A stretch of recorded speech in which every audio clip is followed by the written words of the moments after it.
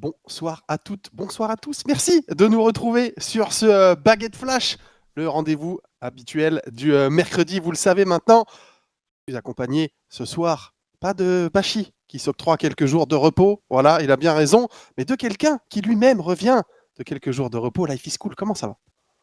Ça va, très content d'être là. Je vois que j'ai une grosse tête, ça me fait plaisir Tu peux sur pas te l'overlay. dézoomer, Je vais me permettre de me pense que tu rapprocher peux encore te- un petit peu plus du coup pour le début, au moins pour l'introduction.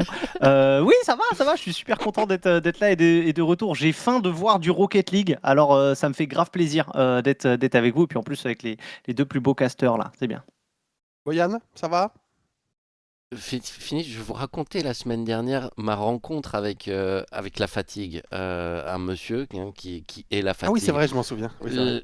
Même Tu l'as si revu? tu t'étais endormi pendant mon histoire, je l'ai revu avec tous Ok. ses potes, avec toute sa famille, et ils m'ont tous pris dans ses bras. Voilà, je ne fais qu'un avec la fatigue désormais. Non, je suis fatigué, mais il y a beaucoup de choses en ce moment qui se passent sur Rocket League, et on va en discuter, et c'est cool. Ouais, tu auras bientôt un petit peu de temps pour te reposer. Voilà, Boyan. Un petit peu, t'auras un petit peu moins, Le mois voilà, de il y aura des choses. juin, le mois de juin Ouais, il y est aura. busy, hein. Ouais, c'est vrai qu'il y aura moins de choses à faire, mais plus de choses qui vont se rajouter. Vous n'êtes pas encore au courant de tout, les amis, mais voilà. Il y a des choses qui arrivent, bien évidemment. Ce soir, nous sommes là pour quoi? Pour parler de Rocket League, comme toujours. Revenir sur ce qui s'est passé le week-end dernier du côté nord-américain. On a vu le dernier Open de la saison, tout simplement, dans cette région. C'est pas la seule région dans laquelle il y a eu le dernier Open. Il y a aussi eu les OCE, si je ne dis pas de bêtises, les SSA aussi, qui ont terminé tout cela. Est-ce qu'il y a une autre région en même temps? Je crois pas, parce qu'après il OCE, reste c'est l'Europe. ça, MENA Et Mena, ouais. Mais Les MENA, MENA, oui, c'est vrai MENA, qu'il y ouais. avait les MENA aussi, que j'ai oublié de citer.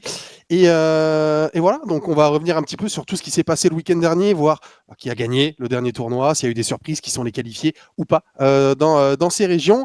On va bien évidemment parler du régional européen qui arrive ce week-end. Là aussi, le dernier, beaucoup d'enjeux, qui va aller au Major. On a déjà Carmine Corp, on a Dignitas, derrière il y a Vitality, Gentlemate, JK, NIP, peut-être BSK, pourquoi pas? Qui sait? Moi j'y crois personnellement à la qualification de BSK au Major. Je sais que personne d'autre n'y croit. Je vois vos sourires, messieurs. Et on fera Ouh. petit pronostic voilà, du top 4 du tournoi et du Major pour bien évidemment s'amuser un petit peu. Après le tout nouveau, le tout frais Flash McQuiz. Sachez que ce Bashi n'est pas là, mais c'est lui qui a préparé le Baguette Flash. Il a préparé les questions. Je les ai. Il y a 3 questions, parce qu'Aicon normalement devait peut-être être là. Une chacun, une autre pour vous départager s'il faut. C'est des questions sympathiques, sympathiques. Je les apprécie, je les apprécie. Et pour terminer, il y aura une très longue interview de la part d'ApparentlyJack. Voilà, Boyan qui s'est posé un très long moment avec Jack. Voilà, l'interview ne sera pas en direct, elle a été préenregistrée, bien sûr, le temps de pouvoir faire les sous-titres et vous proposer tout cela. Voilà, ça, ce sera aux alentours de 21h. Et je vous propose de commencer directement en attaquant par l'Amérique du Nord. Tout simplement, messieurs, on va revenir sur ce qui s'est passé. Space Station, déjà, on peut parler de ça, qui s'impose dans ce tournoi. Une vraie surprise, Life is Cool. Quel bonheur, surprise effectivement, grosse surprise et quel bonheur depuis le temps qu'on parle de Kofir, le temps qu'on parle de Scribbles aussi, on sait qu'il avait été un peu gatekeep la saison dernière où ça s'arrêtait maximum à un top 8. Là enfin on le voit réussir à aller titiller les plus gros, voire même faire mieux, parce que tu as la victoire et 2 fois sur The Ultimates et sur Genji. Donc non, c'est vraiment un plaisir. On va les voir au Major de Raleigh. Honnêtement, c'est, je trouve, la meilleure surprise en termes de spectacle qu'on ait eu en NA depuis quelques temps maintenant, puisque enfin on va voir la vraie nouvelle génération comment dire, jouer directement on stage, tu vois. Ouais, elle s'est fait attendre, cette nouvelle génération. Très clairement, Boyan, toi qui as passé pas mal de temps à caster les NA ce week-end, qu'est-ce qu'on pense de Space Station avec cette première victoire? Est-ce qu'il y a vraiment de l'amélioration, surtout défensivement parlant, parce que c'est souvent là qu'on en revient sur ce point-là qui leur fait quand même relativement défaut. Voilà. Est-ce qu'il y a vraiment eu du mieux du côté de Space Station? Est-ce qu'on a profité d'Ultimates qui en reviendra après, sont passés complètement à côté de la finale, et d'un Energy qui n'était pas très concerné par ce tournoi? Qu'est-ce que tu penses de cette équipe de Space Station? J'ai l'impression qu'elle est en progrès. Là où elle a progressé, en fait, c'est dans sa constance, puisque on n'a plus les accidents qu'on a eu au dernier split de l'année, au deuxième split de l'an dernier, au premier split de cette saison où ils font un top 16 après avoir fait finale du premier Open. Donc ouais, ils ont gagné en constance. Au niveau du jeu, ce qui monte sur le terrain, je trouve ça toujours aussi impressionnant. C'est toujours très agressif et je sais que ça te déplaît un petit peu cette défense qui est un petit peu abandonnée. Mais tu sais, Finish, j'ai réfléchi. Oui. Je savais qu'on allait en parler et je connais ton point de vue que tu as disséminé tout au long du week-end malgré ton absence. Euh, Ça me fait penser aux équipes d'un grand monsieur qui s'appelle Marcelo Bielsa. Marcelo Bielsa, c'est un entraîneur de foot argentin qui prône un jeu très offensif, très très très offensif. Ça donne un jeu très spectaculaire. Les équipes de Marcelo Bielsa, j'ai eu la chance qu'il a entraîné l'Olympique de Marseille, elles C'est sont vrai. très agréables à regarder. Elles marquent beaucoup de buts, mais elles prennent aussi beaucoup de buts. Et Marcelo Bielsa, il n'a pas gagné beaucoup de titres. Parce qu'il est vrai que c'est les défenses qui permettent de gagner des titres. Je suis d'accord que là-dessus, Space Station, ils sont pas encore parfaits. Mais offensivement, ils sont tellement tête brûlée. Moi, je trouve ça très agréable à regarder et je suis curieux de les voir contre des équipes européennes au Major. Ouais, c'était justement ma prochaine question. Life, elle va être pour toi. Du coup, comment on les voit face aux meilleures équipes du monde, face aux équipes européennes? Est-ce que leur puissance offensive, voilà, les mécaniques et le fait de jouer un peu tête brûlée, comme l'a dit Boyan, suffira à surprendre l'Europe et Carmine Corp, Vitality, voilà. Est-ce que Space Station a vraiment les armes pour être capable de surprendre ces équipes-là? Quand tu joues un playstyle ultra all-in comme ça, la réponse est toujours peut-être, ça peut, mais sur la longueur, non. Maintenant, je pense que si tu es une équipe européenne et que tu vois Space Station, faut les considérer un peu comme des Team Liquid achroniques au ski Atto vibe en fait. Dans le sens où ça va all-in sur énormément de situations. Tu vas pouvoir mettre des open derrière si tu arrives à bien défendre. Peut-être un petit peu moins efficace parce qu'on était vraiment sur trois joueurs Oui. world class à ce moment-là.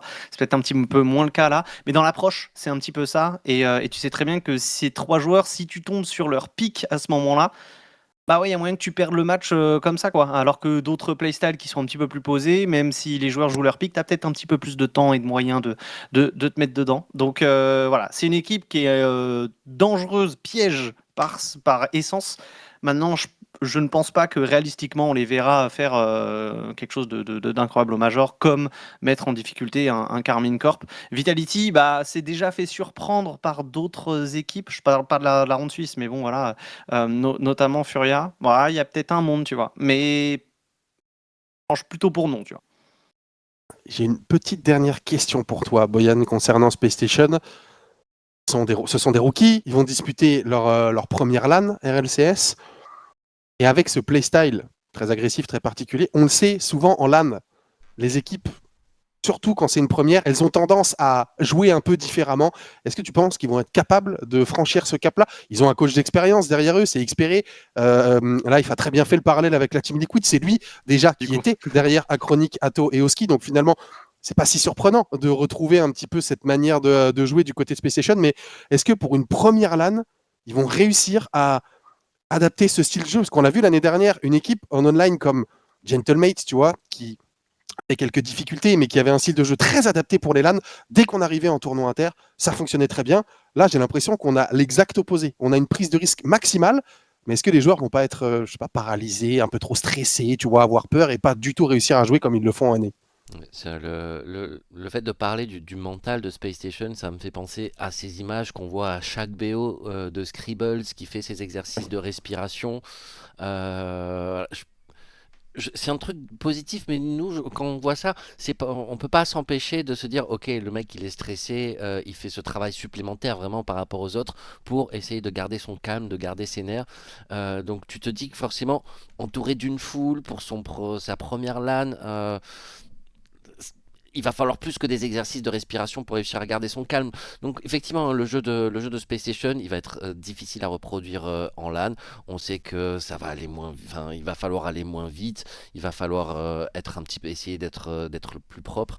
Euh, ils vont pas partir en tant que favoris, hein. On les met pas vainqueurs à Raleigh.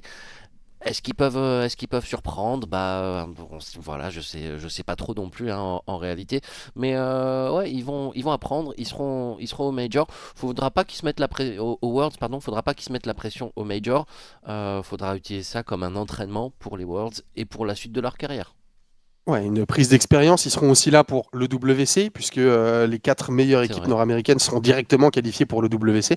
Donc ce sera aussi un tournoi important. On l'a vu la saison dernière, hein, qui compte très clairement en préparation pour les Worlds. Parlons maintenant un petit peu des finalistes perdants, Ultimates, qui auront fait un très joli parcours. On le voit. Bon, ils perdent contre Space Station dans le match du winner bracket. Par contre, derrière, le dimanche, 4-0 contre la Team Evo, 4-1 contre Energy.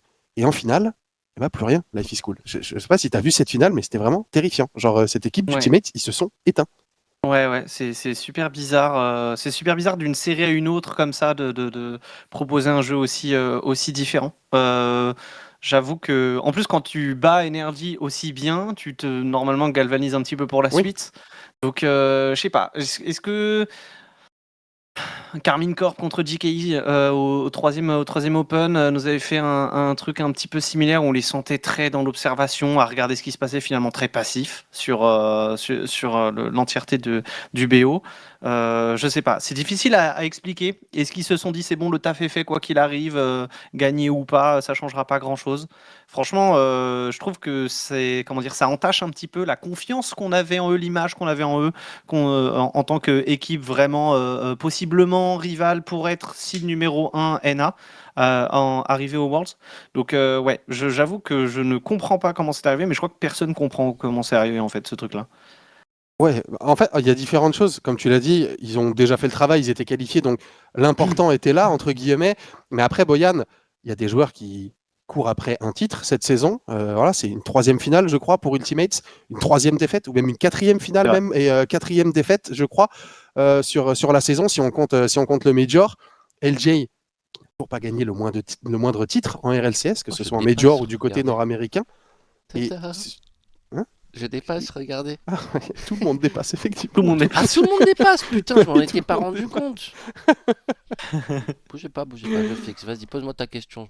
Mais oui, bah, et où est-ce que j'en étais? LJ, voilà. LJ qui n'a pas gagné le moindre titre en RLCS. Voilà. Est-ce que quand tu n'as rien gagné de la saison, alors certes, Chronic et First Killer par le passé, ils ont déjà un petit peu gagné, mais quand tu n'as rien gagné de la saison, après un split compliqué, parce qu'on le rappelle, Ultimate, ils étaient à égalité avec Complexity, ils devaient performer sur cet Open pour gagner. Est-ce que t'as pas envie d'aller absolument gagner ce tournoi pour prendre un maximum de confiance avant le Major, tu vois, c'est en ça que moi, le relâchement, je me pose la question, est-ce qu'ils se sont vraiment relâchés? Le truc, c'est qu'il y a eu des erreurs très inhabituelles, beaucoup de double Ouais. commit, on a l'impression qu'il y avait zéro communication, c'était vraiment, vraiment trop bizarre, que je sais pas, est-ce que tu as une explication Oui, peut-être j'ai à une nous donner, Boyan? explication. Comme chaque année, l'équipe de First Killer se disloque en fin de saison. Elle se dissout complètement. Je pense que LJ, il en a marre chronique, de toute évidence.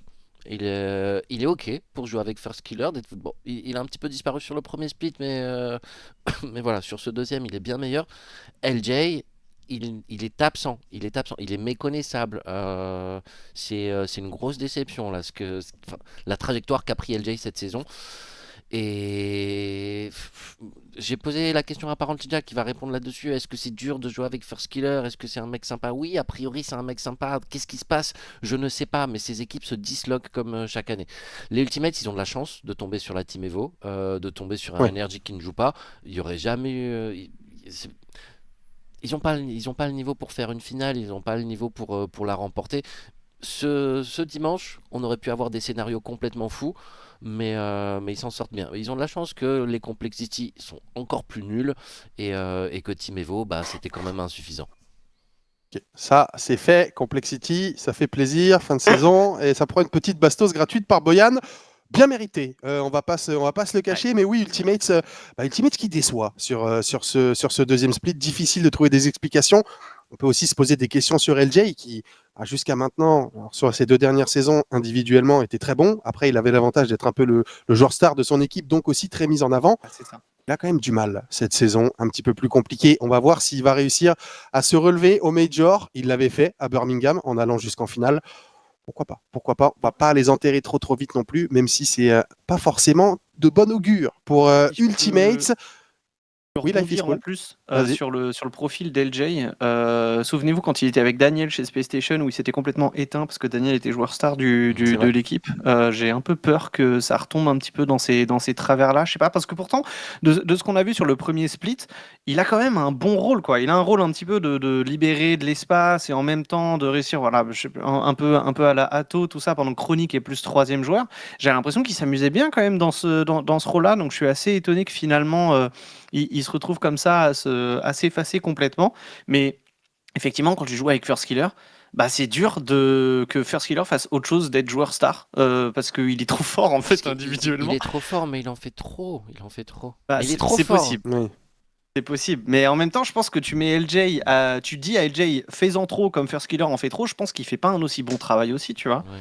Donc, je sais pas, c'est un peu bizarre. En tout cas, ce qui est triste, c'est qu'effectivement, j'ai l'impression qu'LJ retombe dans ce travers-là de, bah en fait, c'est pas moi le joueur star, donc j'arrive pas à trouver. Je sais pas si c'est une question de trouver sa place, mais là, j'avais l'impression qu'il avait trouvé sa place justement sur le premier split, donc c'est très étrange. Ouais, c'est assez Il bizarre. l'avait Après, First trouvé Killer qui au en fait trop. Major. Il l'avait trouvé au Oui, Major. Surtout. Plus qu'au Oui, ouais, premier split. c'est ça, encore plus au Major. c'est Après, le ça. premier split d'Ultimates, il était quand même bon, tu vois. Il était Ils ok. font deux finales sur trois, ça va, tu vois, c'est correct. Même si ils n'arrivent pas à battre énergie, on s'attendait peut-être pas forcément non plus à des miracles. Mais oui, après, First Killer qui en fait trop, c'est un peu le résumé de sa carrière, hein. Ça a vraiment été ça tout au long de sa carrière, dans toutes ses équipes, peu importe avec qui il a joué, par où il est passé. Il a toujours eu ce constat au bout d'un moment. Il est très bon, mais peut-être qu'il faudrait laisser un petit peu de place à ses coéquipiers. Dur d'avoir des réponses. On se pose encore des questions sur Ultimates, mais il faudra pas trop dormir sur eux à Raleigh, même s'ils arriveront pas en tant que favoris. Dernière équipe dont on va parler côté Amérique du Nord, ce sera pas Genji qui a bien choke sa demi-finale contre Space Station. Space Station en vrai, ils s'en sortent bien de s'être retrouvés en finale parce que la Game 7, on l'oublie pas avec Mm. quelques open ratés du côté de Genji. C'est bien d'énergie dont on va discuter. Energy, Boyan, qui n'est pas capable de faire un three-peat une fois dans une saison. Il n'arrive pas à gagner les 3 tournois d'un split, que ce soit G2, que ce soit Energy, tu changes le nom, tu gardes les mêmes. Il y a chaque fois un moment où on s'écroule. En fait, c'est pareil, c'est est-ce qu'on se relâche parce qu'on n'en a plus rien à faire? Est-ce que tous les ans, c'est la même chose en fait? Je sais pas. Je sais pas du tout. Donc ça fait 4 splits qui doivent faire le perfect split. Ouais. Perfect split, pardon, les deux de l'an dernier et donc les deux de cette année où ils sont largement dominateurs. Et en fait, le vendredi contre Genji, non pardon, le samedi, j'ai le privilège avec Ima de caster ce Energy contre Genji. Et c'était la plus belle performance de Energy que j'ai vue depuis que je suis né. Vraiment de toute ma vie. Magnifique. Genre tous les buts, ils sont trop beaux. Ils volent tous les trois sur le terrain. Ils se comprennent les yeux fermés. Genji joue pas mal. Genji est très très loin de mal jouer ce match. Mais Energy les éclate. Genre c'est magnifique. Donc je m'attendais, je me suis dit, ok, ils ont trop faim. Le sourire de Sathiou, t'as jamais vu, même après avoir remporté le Major, Sathiou il avait pas ce sourire là. Vraiment, en tant que coach, à mon avis, c'était la consécration de voir ces trois joueurs jouer comme ça. Et puis contre Ultimate, le lendemain, il n'y a plus personne. Ça, c'est la pire trahison que j'ai jamais vécue dans ma vie. Horrible, horrible. Donc je sais pas, ils ont pas envie. Peut-être qu'ils se voyaient trop beaux, peut-être que ouais, ils ont pris ce match à la légère, hein, très certainement, parce qu'ils se sont dit ok, les Ultimates ils sont rincés, ils viennent de se qualifier pour le Major in extremis, on va les éclater parce qu'ils sont fatigués, ils sont essoufflés, j'en sais rien. Ouais, il y a pas eu de match, il y a pas eu de énergie sur le terrain. Un mystère cette équipe. À mon avis, c'est toujours le même problème de ils sont pas assez motivés pour gagner leur match. J'en sais rien, j'en sais rien. Est-ce que tu es d'accord, Life is Cool? Parce qu'en vrai, on entend quand même souvent les joueurs, et même Sathiou, quand on parle de ce genre de situation, avoir envie de le faire, ce repeat, au moins une fois, voilà, de complètement dominer Mm. à 100% un split nord-américain. Et pourtant, bah, comme l'a dit Boyan, ça fait 4 splits de suite. À chaque fois, à la fin du split, le constat, il est le même. Il y a un tournoi qui vient faire tâche où, en fait, très souvent, le problème, c'est pas qu'ils perdent en finale 4-3. C'est que soit ils Ouais, s'écroulent avant, soit il ils perdent en finale, contre-perf, mais quoi. ils prennent une tarte à chaque fois. C'est ça le problème. Mm. Ouais, en vrai, c'est trop dur à expliquer. Mis Ouais, à part je suis un peu la d'accord. J'ai situation. J'ai pas beaucoup d'explications autres que des hypothèses un peu de soit lassitude, soit de comment dire sous-estimé ou c'est compliqué parce que malheureusement on n'est pas avec eux donc faudrait leur poser directement la question. Voilà, prochain Baguette Flash, c'est une interview de Bismode. Oh oui. Oh. J'ai choisi le bon pour toi, Vivi. Mais ma théorie, c'est que ils s'en fichent dans le sens où l'année dernière, pas faire de three-peat, ils s'en fichaient, ils ont fait que des finales tout le temps et surtout, ce qui était important, c'était pendant les LAN et comment dire et surtout aux Worlds.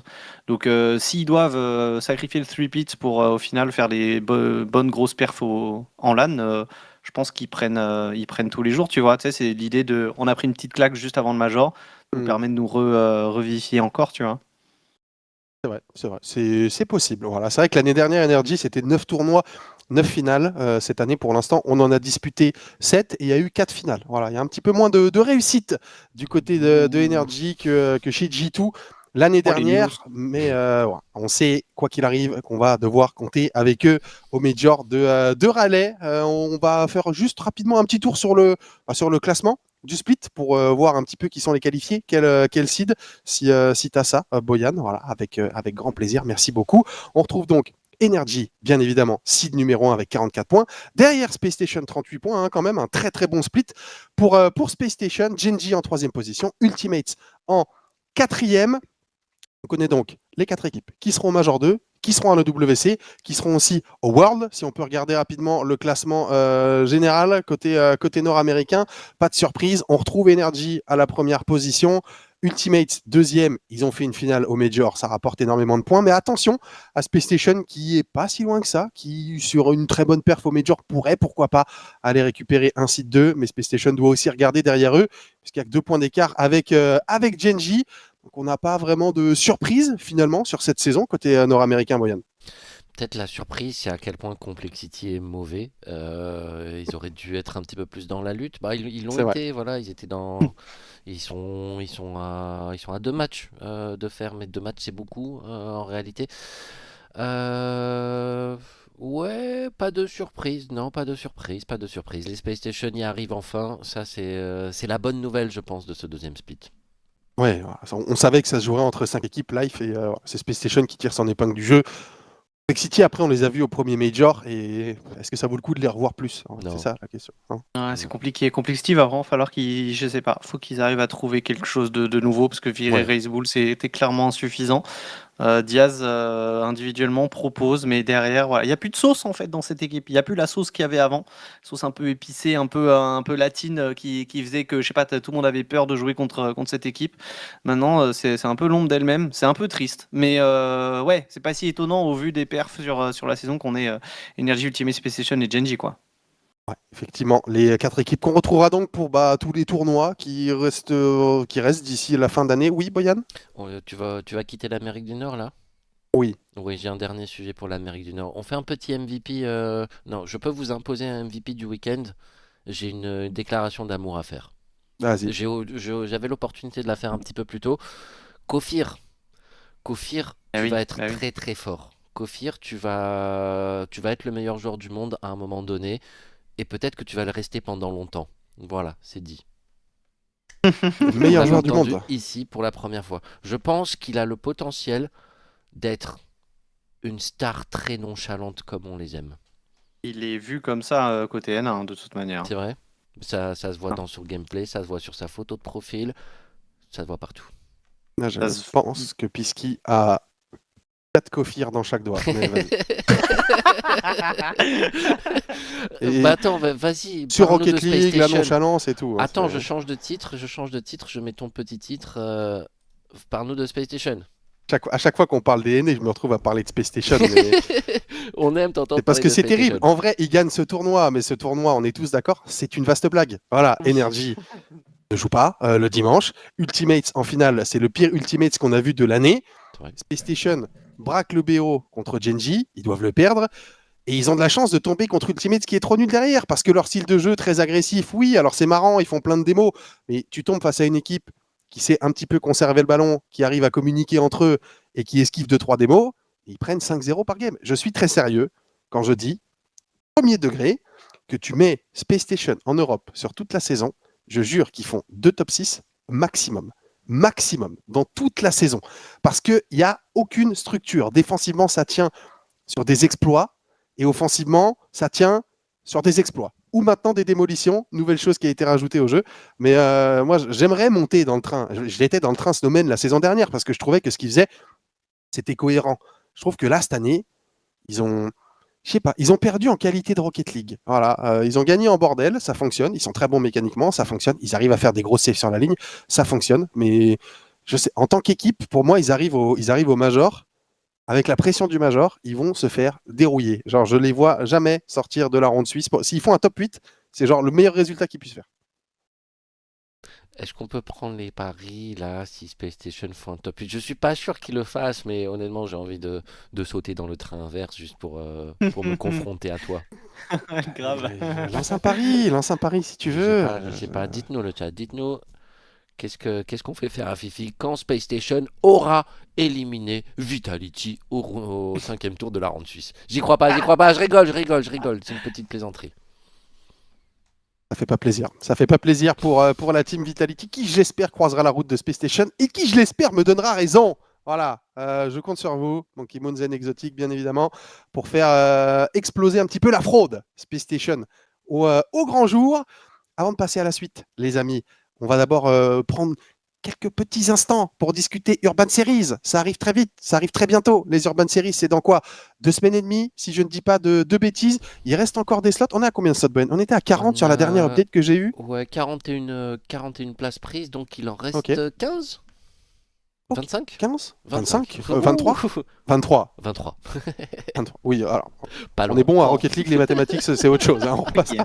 Ce qu'on sait, c'est qu'il y a 1000 € de cash prize. Voilà, 64 équipes, donc il reste 23 places. Donc, il y a encore de quoi vous faire plaisir, comme toujours à l'eSpot à Paris. Bien évidemment, les samedis 14 et dimanche 15 juin. Donc, ce sera d'ici une vingtaine de jours à peu près. N'hésitez pas à réserver vos places. Il y a aussi les places spectateurs qui sont ouvertes.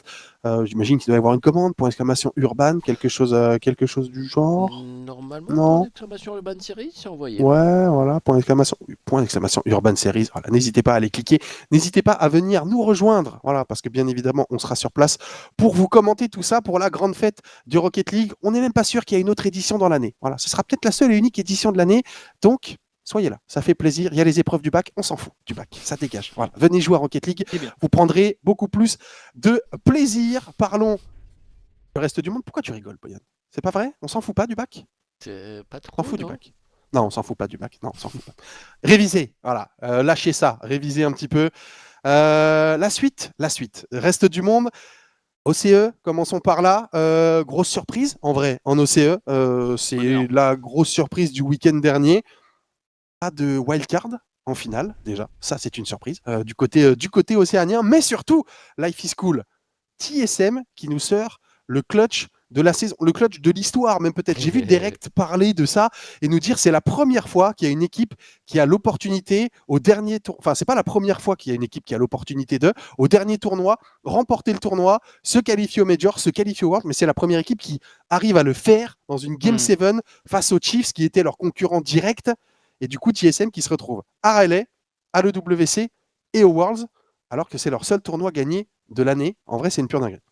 Franchement, si vous avez l'occasion de regarder cette finale, faites-le parce que tu sens toute la tension d'un match qui peut absolument tout changer pour les deux équipes. C'est trop cool. C'est vraiment trop cool. On aura Cacao Worlds, Boyan, et ça, je pense que ça va te faire plaisir. Voilà, c'était tout ce qu'on s'est fait. C'était tout ce qu'on voulait, voilà, pour vous aussi le chat, bien sûr. Mais ouais, là, c'est incroyable, c'est fou cette région d'Océanie. J'ai l'impression que chaque année ou pratiquement chaque année, elle nous offre quand même des petits revirements comme ça sur la fin qui sont assez cool à regarder. Vous vous souvenez de la saison 22-23 où on avait c'était Pioneers contre je sais plus si c'était Power ou une autre équipe qui jouait justement au Major en round 16 pour la qualif, qui permettait de se qualifier aux Worlds derrière. Bref, ils ont cette manière de se tuer entre eux pour pouvoir se qualifier dans les moments importants, tout ça. C'est magnifique, c'est vraiment très très cool.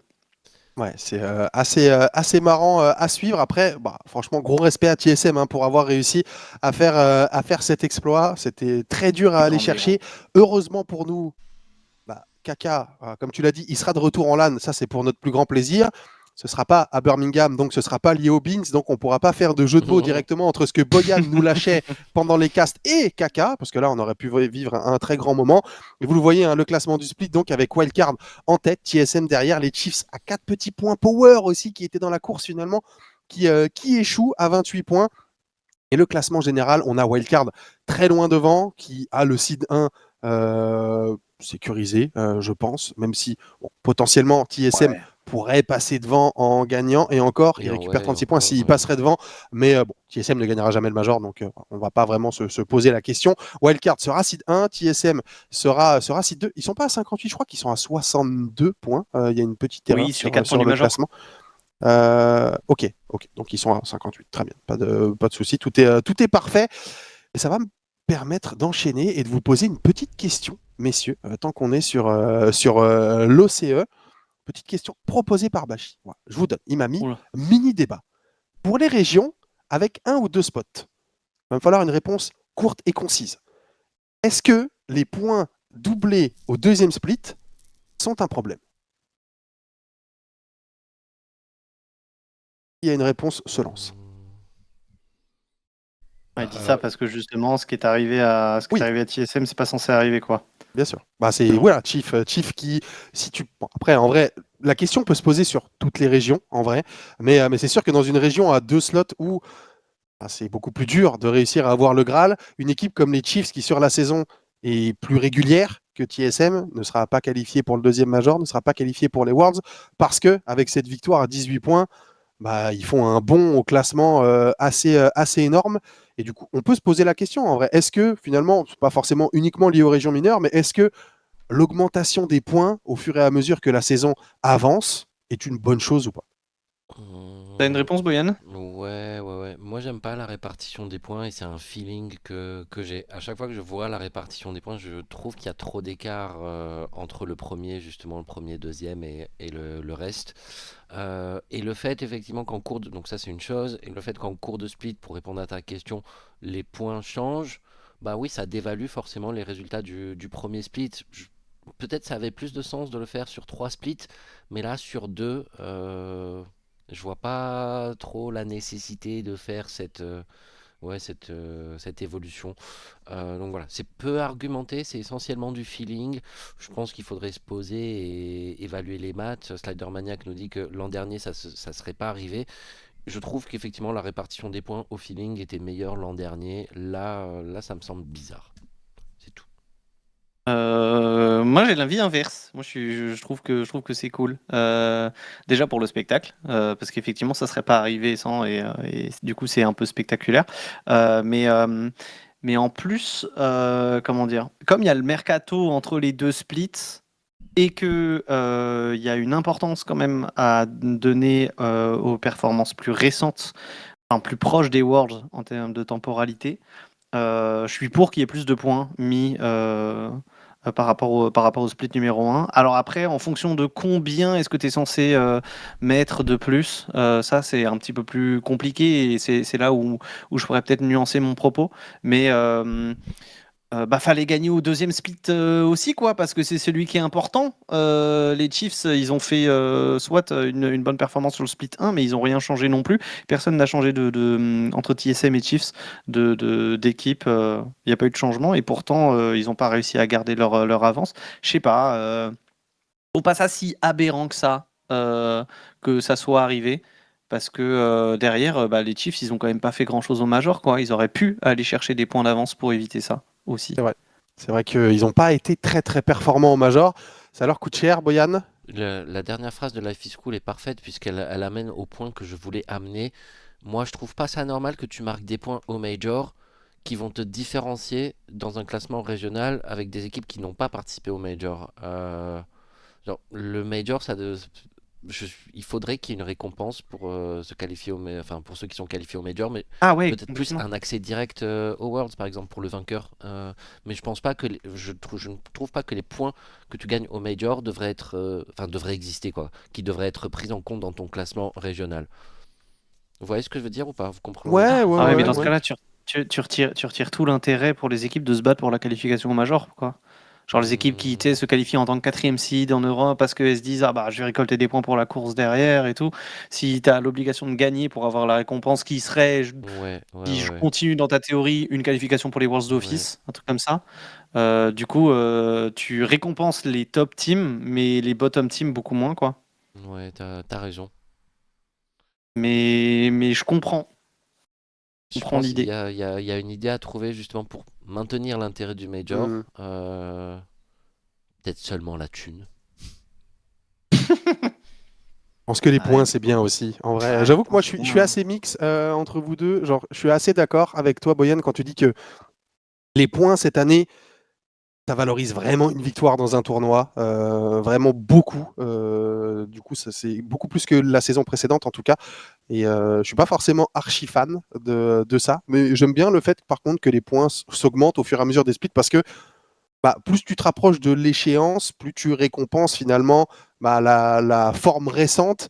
Et est-ce que tu préfères avoir une équipe qui finit la saison en bombe, qui va arriver aux Worlds en étant forte, plutôt qu'une équipe qui était bonne en début de saison, un peu moyenne après, et qui va se qualifier aux Worlds grâce à son bon début de saison, et qui du coup bah, reste avec ses problèmes et arrive aux Worlds en étant pas forcément ouf. Je sais pas. Je sais pas. C'est pour ça que Je pense que C'est oui. pour ça que je disais que sur 3 splits, ça avait plus de sens parce qu'on Oui, et sur avait 3 splits, ça avait plus encore plus de d'écart. sens, oui. Effectivement, et ça on l'a bien vu hein, sur les saisons à 3 splits, que les équipes du premier split, Ouais. la plupart, il y a une bonne partie qui est rincée arrivée aux Worlds. Après, là, Presque un an le après. nombre de points qui change, il reste quand même minime. Tu vois, tu as 2 points ou 1 point en fonction des places. Donc, je sais pas si ça a un tel impact que ça, en vrai. Il faudrait faire les comptes précisément. Mais je sais pas. Ouais, J'ai pas l'impression que ce soit un mauvais système et ce qui mérite d'être amélioré. Je pense qu'il y a des choses qui ont la priorité en termes d'amélioration et de changement ça c'est de clair. règlement sur Ouais, les mais ça, points c'est en un argument, c'est RLCS. facile. Oui, bien sûr, mais voilà, peut-être concentrons-nous d'abord sur ce qui est important et voilà, mettons les points de côté et revenons dessus dans 1 an ou 2. Voilà, quand on aura réglé d'autres soucis. Bah, passons aux autres régions. Je pense que du côté Sam, c'est pas encore terminé, donc on va pas spécialement en parler, même si Furia et Secret ont chacune gagné un tournoi. À chaque fois, la finale, ça a été Furia contre Secret. Donc globalement, les deux équipes seront qualifiées. Ça va se jouer pour du seeding sur ce dernier tournoi. Vous le voyez, ils ont 16 points d'avance. Donc il n'y aura pas de surprise du côté Sam. Du côté SSA, malheureusement, pas de surprise non plus. Encore une victoire de FUT sur le dernier tournoi. FUT qui sera donc au Major, au Worlds, à l'EWC. Bravo, GG à eux, ils sont beaucoup trop forts. Félicitations. On rêve de les voir arriver encore une fois à une LAN internationale. Ça fait plaisir. Et du côté MENA, là aussi, c'est terminé. Là aussi, pas de surprise. On va retrouver Falcons, on va retrouver Twisted Minds. Falcons qui a remporté le dernier tournoi sur le split. Twisted Minds qui a, après s'être fait un petit peu peur lors de l'Open numéro 5, s'est bien repris sur l'Open numéro 6 et sera donc la deuxième équipe. Les deux équipes seront aussi à l'EWC, seront aussi au Worlds. Ça ne changera pas. Donc voilà, finalement, on a, à part TSM, pour l'instant, dans les équipes qui sont qualifiées, et on peut même compter les SAM, on va laisser l'Europe de côté parce qu'on ne sait jamais, mais on n'a vraiment aucune surprise sur les équipes qui sont qualifiées pour et le Major et les championnats du monde, messieurs. Ouais, complètement. Comme j'ai rien d'autre à ajouter que de dire oui, est-ce que je peux ajouter une stat sur TSM Chiefs du coup pour Ouais, clore encore un peu plus le débat? Parce que je suis allé voir les résultats en fait, j'étais curieux, je les avais plus en tête entre les deux, tu sais, sur les 6 championnats régionaux qu'ils ont fait, enfin sur les 6 Open. Bah, c'est pas si différent que ça en fait. Chiefs ils font deuxième, troisième, deuxième, sixième, deuxième, moto. Et ensuite, TSM, ils font troisième, deuxième, troisième, premier. ok. Pas aberrant en fait. C'est pas aberrant. Sur le Major, Chiefs, ils font 0-3 en ronde suisse, donc ils gagnent le Ça. moins de points possible.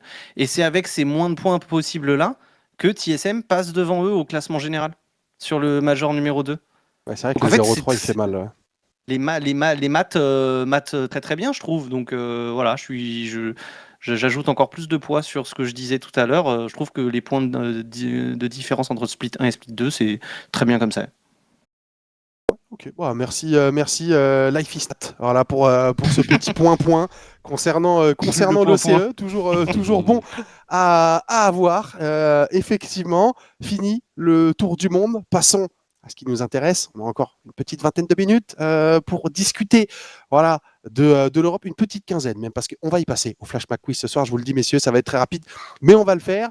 L'Europe, donc, avec son dernier Open ce week-end qui commencera vendredi en viewing party sur RB à partir de 17h. Vous êtes au courant.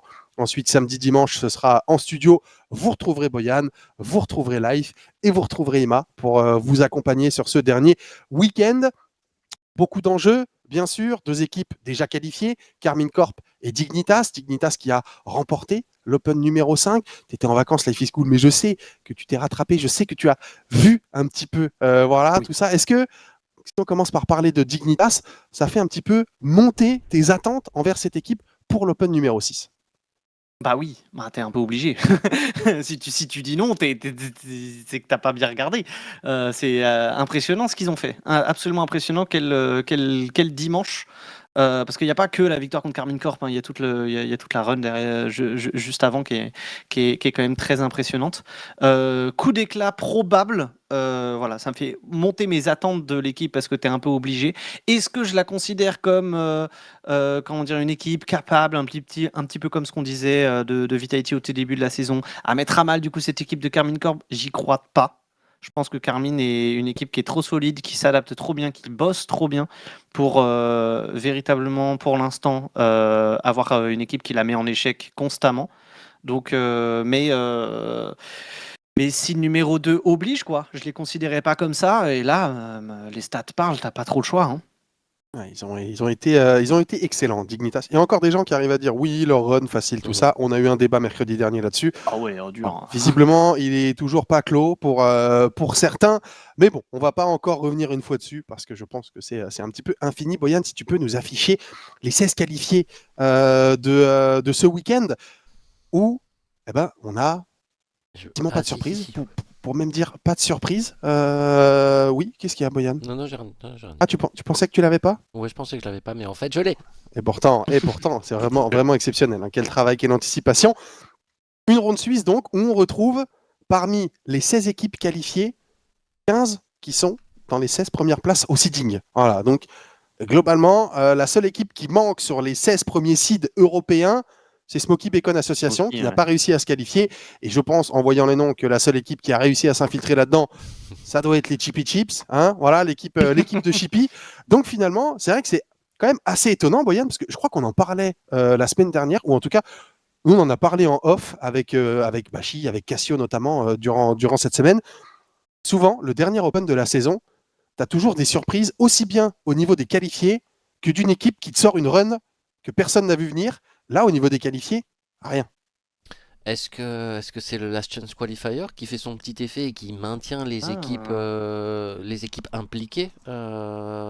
Peut-être, je pense. Ouais, On verra si au Last Chance Qualifier, on a ces mêmes rosters-là, ou la plupart de ces mêmes rosters-là, ou des rosters mélangés où on est complètement reparti à zéro, profitant de... il y aura 2 mois quand même, après ce dernier qualifier, aux environs de 2 mois. Hein. Je pense que le Last Chance Qualifier européen, il sera en dernier sur les 4, parce que c'est pour aller...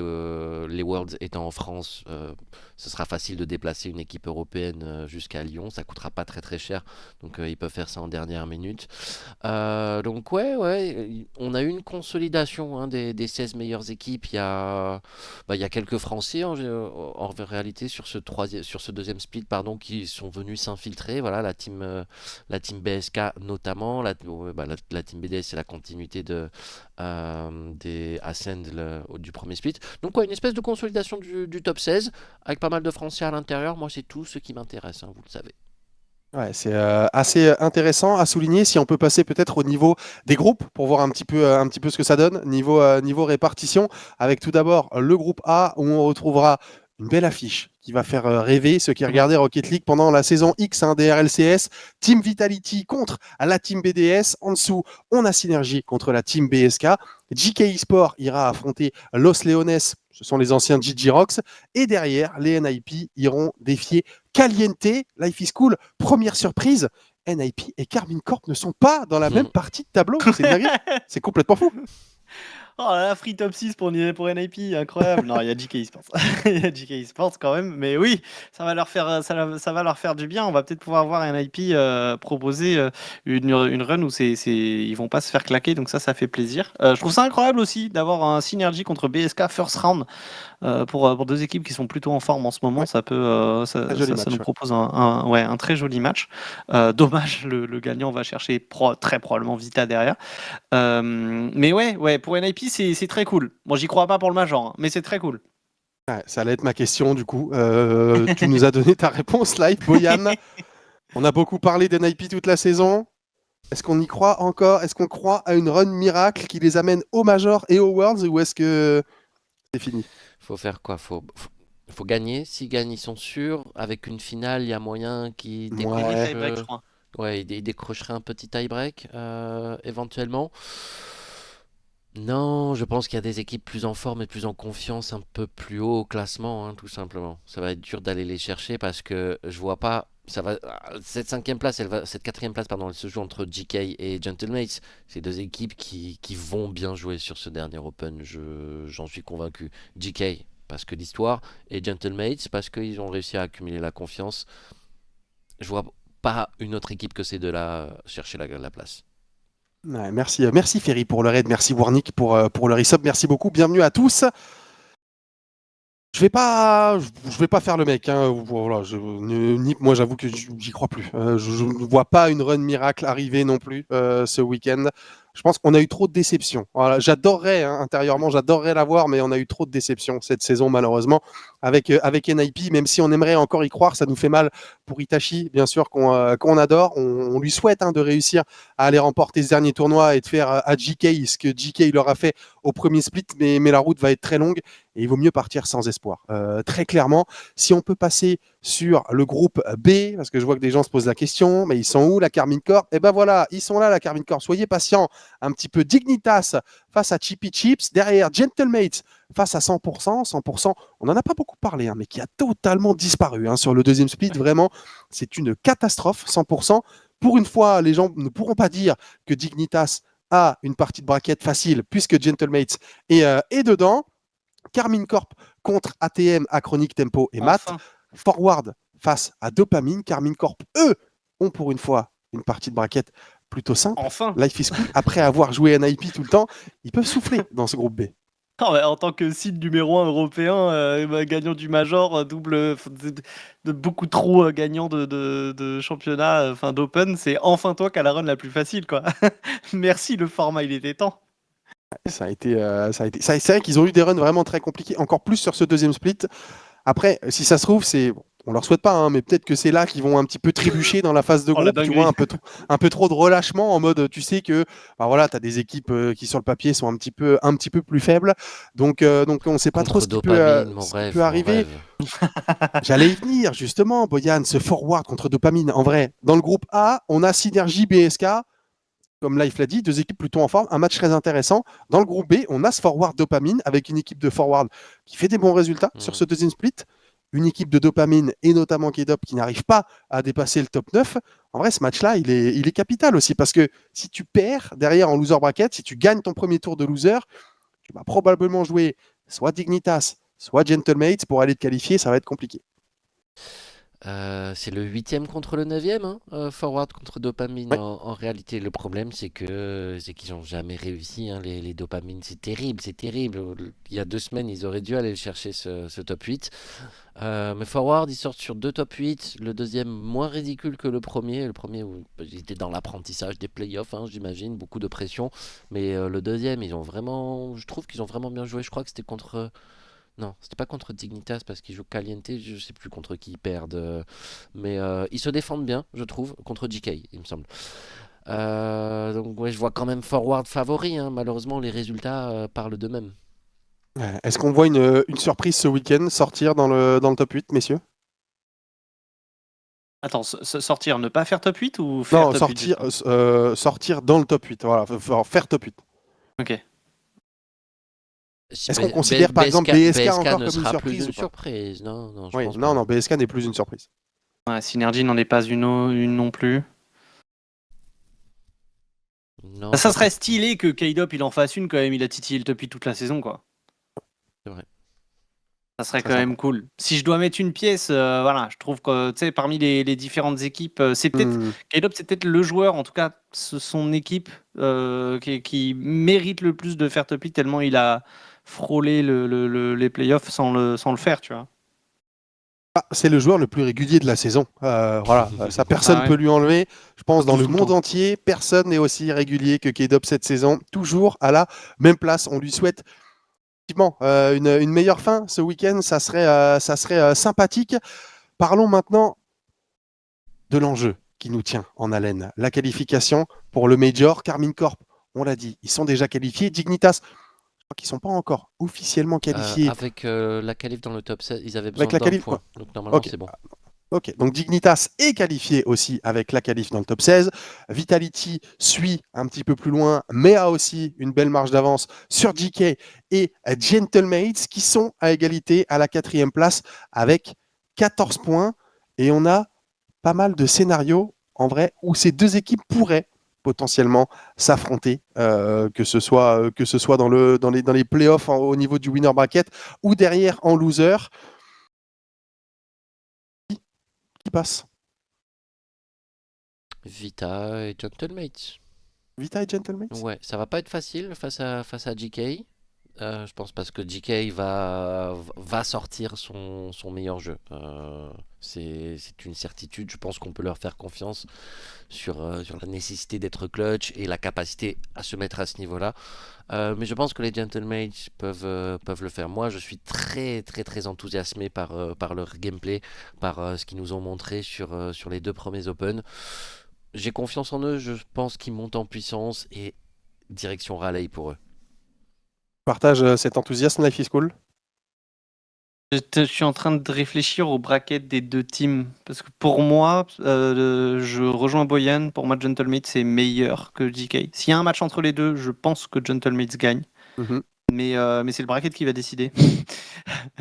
Et du coup, j'essaye d'imaginer. Je sais qu'il y a Gentlemates Dignitas et il y a Ouais, GK NIP. Donc, déjà, la course pour le ouais. top 6, j'aurais tendance à dire qu'elle est à l'avantage de GK. Et ensuite, derrière, j'avoue ne pas calculer jusqu'au bout. Je vais mettre Gentlemates parce que je considère que c'est l'équipe qui mérite d'y aller par rapport au niveau proposé. Voilà. Ouais, sur ce deuxième split, je pense qu'on est assez d'accord, à Évidemment, bien sûr. moins d'une belle surprise de la team BSK, encore une fois. Je vous invite une dernière fois à monter dans le train BSK et à y croire et à voir que BSK finalement ne pourra pas aller au Major puisque Pisky n'a pas eu son passeport en temps et en heure. Et en plus de ça, il a un peu peur de l'avion, ce qui serait très drôle. Voilà. Ce qui serait très très drôle. Mais non, oui, clairement, voilà. Carmine Corp, Dignitas, Vitality, je pense qu'on est tous d'accord. Derrière, Mate, c'est quand même l'équipe qui entre GK et même si on descend jusqu'à NIP, voilà, c'est quand même l'équipe qui sur le terrain nous fait la meilleure impression. Voilà, ils ont montré qu'ils étaient capables d'inquiéter Carmine Corp, Dignitas. Voilà, il faut réussir à franchir cette petite étape. Si on peut juste passer, Boyan, très rapidement sur le classement général côté européen pour montrer que même une qualification à Raleigh pour Ouais, Gentlemates, ça serait une très bonne étape. Mais en vue de la sûr. qualification pour les Worlds via les points, est-ce qu'il y a un monde où on y croit ou est-ce qu'on est beaucoup trop loin? Il y a actuellement 19 points d'écart. Si l'écart ne bouge pas, ça représente une finale au minimum au Major pour que Gentlemates passe devant. Si on est optimiste et qu'on part du principe qu'ils vont prendre un petit peu plus de points que GK, je crois que quasiment dans Il y tous aura les cas, il 17, leur ce faudra... sera 2 Ouais, points d'écart. Ce sera 2 points d'écart. S'ils Ouais. vont au Major, peut-être ils auront plus, 17 points. plus. Ils auront Peut-être 17 points de plus. plus à Peut-être rattraper. 15, Boyan, imagine. Peut-être 15, peut-être 15. Imagine. Peut-être 13. Dans mes En rêves tout les cas, ça ne plus fous. changerait rien par rapport à 15 et 13. Voilà, globalement, l'idée, c'est il y a très forte Finale ou chance demi, qu'au quoi. mieux, Gentlemates, pour se qualifier directement avec les points, doit faire une demi-finale au Major. Dans le pire des cas, ce sera une finale. Est-ce qu'on y croit vraiment à cette qualif par les points? Les joueurs, j'imagine que oui, mais d'un point de vue extérieur, ça semble un exploit énorme de réussir ce coup-là. Eugene sera un Euh, joueur de LAN. Vas-y, Life. C'est vrai? Oh, j'adore. J'allais te demander si tu voulais commencer, mais t'as parfaitement commencé. J'y crois aussi à cette théorie d'ailleurs, Eugene joueur de LAN. Même si la dernière fois qu'il a joué sur scène, il s'est fait battre par Finish C'est Imagination vrai. Life is Cool. Mais ça mise à part. euh, Par rapport à ce qu'on a vu au Birmingham Major, je trouve qu'une équipe comme Gentlemate, ça peut faire top 4. Final, on peut discuter, mais je trouve qu'un top 4, ça peut le faire, tu vois. Pour moi, un Gentlemate, ça peut aller chercher un Furia, ça peut aller chercher qui c'est que The Ultimates avait battu en top 6. Energy. J'ai complètement.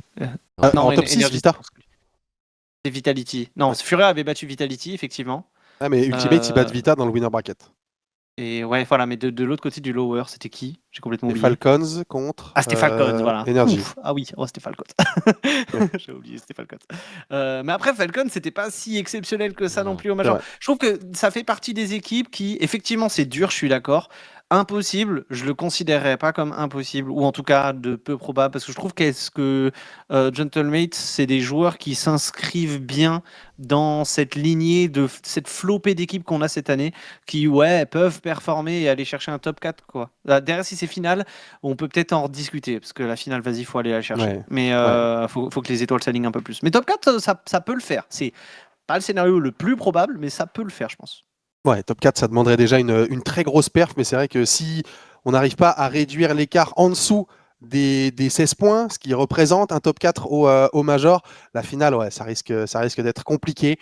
On l'espère pour Mate, mais avant de penser Major et avant de penser qualification pour les Wars, il va déjà falloir bien performer ce week-end. C'est ce qui va rester le plus important pour Eugene, Seiko et Juicy qui auront fort à faire.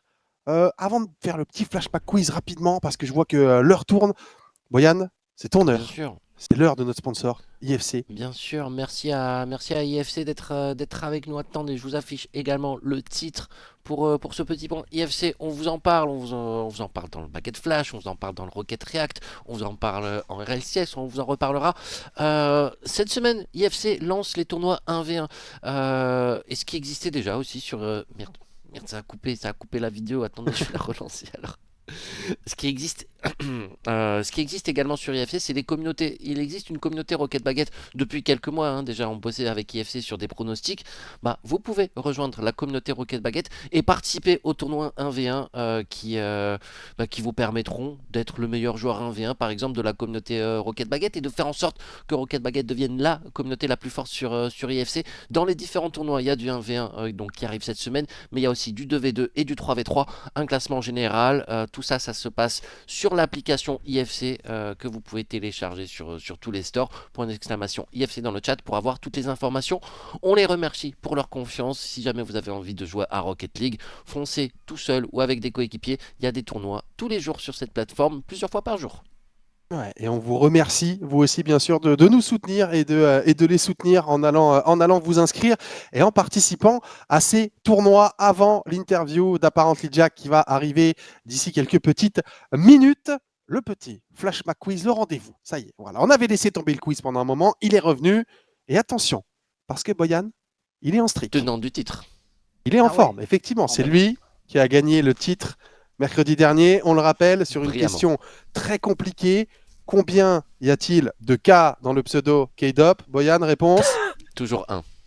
Ok, effectivement. Pendant que ma question, c'était quel a C'était été pas le du cash prize hasard, remporté hein, par la Rix semaine Rondet. Voilà, effectivement, tout au long de sa carrière. On va dire que Bashi a ses chouchous. Peut-être que je l'ai un petit peu aidé. Ce soir, il a préparé des questions. Comme je l'ai dit tout à l'heure, une pour chacun de vous. Une pour Econ qui était peut-être censée être là, qui servira de decider au cas où. Life is cool, la première question. Et pour toi, la team BSK fait des perfs impressionnantes sur ce split. Au classement général européen, avec quelle équipe sont-ils à égalité? Oh là là là là. Oh, j'étais pas là pendant 2 semaines, les gars. Les classements, je les ai pas beaucoup regardés. Ils ont fait top 6. Oh, Je peux que te donner c'est leur nombre dur. de points si tu veux. Ils ont 8 Le points. classement général, on parle pas du Classement général, ils ont 8 points. Ils ont 8 points. Il n'y a qu'une seule équipe, du coup. Il n'y a qu'une seule équipe avec qui ils sont à égalité. Est-ce Oh là là. qu'il y a des francophones dedans? Je ne peux pas donner On de a le réponse droit à des à questions ces questions, complémentaires. sinon c'est beaucoup trop d'indices. C'est pas ta question, Pagan. Oh mon dieu. Oh mon dieu, c'est trop dur. C'est pas Pour faux. te mettre dur, sur les une gars. piste, sur le split, ils sont à égalité là avec Forward et avec Nip. Ouais, je sais. Ouais, bah, je sais que c'est ni l'un ni l'autre de toute manière, hein, parce que Forward avait quand même un peu Ouais, marqué de points aussi, NIP pareil. Donc je sais que c'est pas eux. C'est C'est sûr qu'il y en a qui ont mis c'est des points au vraiment, premier split. c'est vraiment une piste de merde. C'est vraiment une piste de merde ce que tu me dis. Une équipe qui. Ça veut dire une équipe qui performe que sur un split, parce que BSK Ouais. c'était ça. Et c'était au premier split, je pense, c'est sûr. Moi j'ai Il une va, idée. il va me falloir une réponse rapide. Là. Moi j'ai une idée. Ah ouais, il faut une réponse rapide en plus. Oh Ouais. là là, j'ai rien qui me vient à l'esprit. Non, mais le premier split, il y a qui derrière n'existe plus? Parce que Moi, une équipe qui a changé de nom. Est-ce que c'est une équipe qui a changé de nom?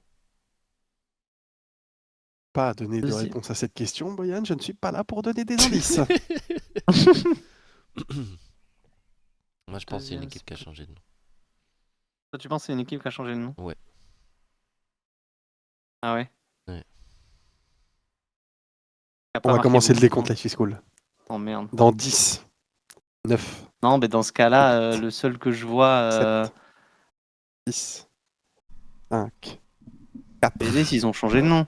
3, Donc, mais Deux. c'est des joueurs qui ont trop marqué de points. Moi je dirais je pense pas. BDS. Life is Cool. Je pense pas, ils ont fait genre 2 top 8, je crois.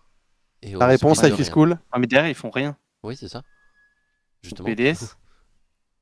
C'est ça? C'est BDS. La Let's bonne go. réponse, Sans effectivement, bravo. déconner, ah, la Life is chatte. Cool. Il aura fallu le temps pour nous sortir, Ah, la ce BDS, chatte. mais il est là, effectivement. Deux équipes qui sont à égalité avec 8 points. Tout simplement, beaucoup de monde l'avait dans le chat. Félicitations à vous, le chat. Voilà. Il y a des gens qui sont au courant du classement général. Boyan, que tu nous emmènes en tiebreaker ou pas? Est-ce que tu es confiant en tes capacités après ta victoire mercredi dernier? Carrément. En plus, là, j'avais la réponse. Oh, oui, c'est vrai. Un petit peu au hasard, mais voilà. J'étais pas En certain pleine à 100%, mais. Non. À ton prime, Boyan, à ton prime. Vas-y, fais péter. Caio, TG1 et Card, les deux légendes sud-américaines, sont réunies ce split. Mais sous quel nom d'équipe? Non, c'est pas un métiste, c'est pas une bonne équipe, du coup, je pense. Je sais pas, c'est pas les Corinnes. Non, non. Améthyste, c'est eux? C'est eux, Améthyste? C'est pas eux. Fuck. C'est pas eux, effectivement. L'équipe, c'était Sunset, avec CRN en tant que troisième joueur. Je vais te laisser une opportunité de te rattraper, Boyan.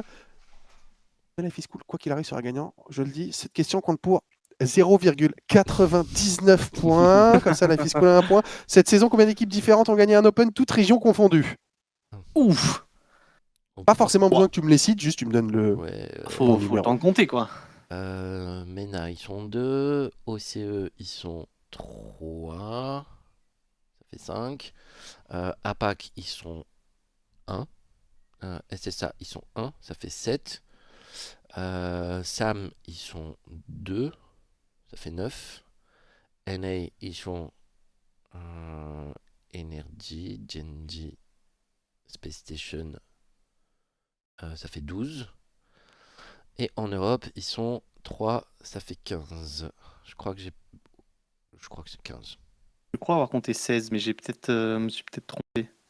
Et la bonne réponse était 15. Effectivement, Carmine Corp, 15. Dignitas, GK, Energy, Genji, Space Station, Furia, Secret, Falcons, Twisted Minds, Luminosity, qui est devenu Virtus Pro, FUT, Screams World, Wildcard et TSM. En attendant, peut-être 16, 17, peut-être 18 même ce week-end, en fonction de ce qui va se passer en Europe, en SAM et en APAC, tout simplement. PSK compte double.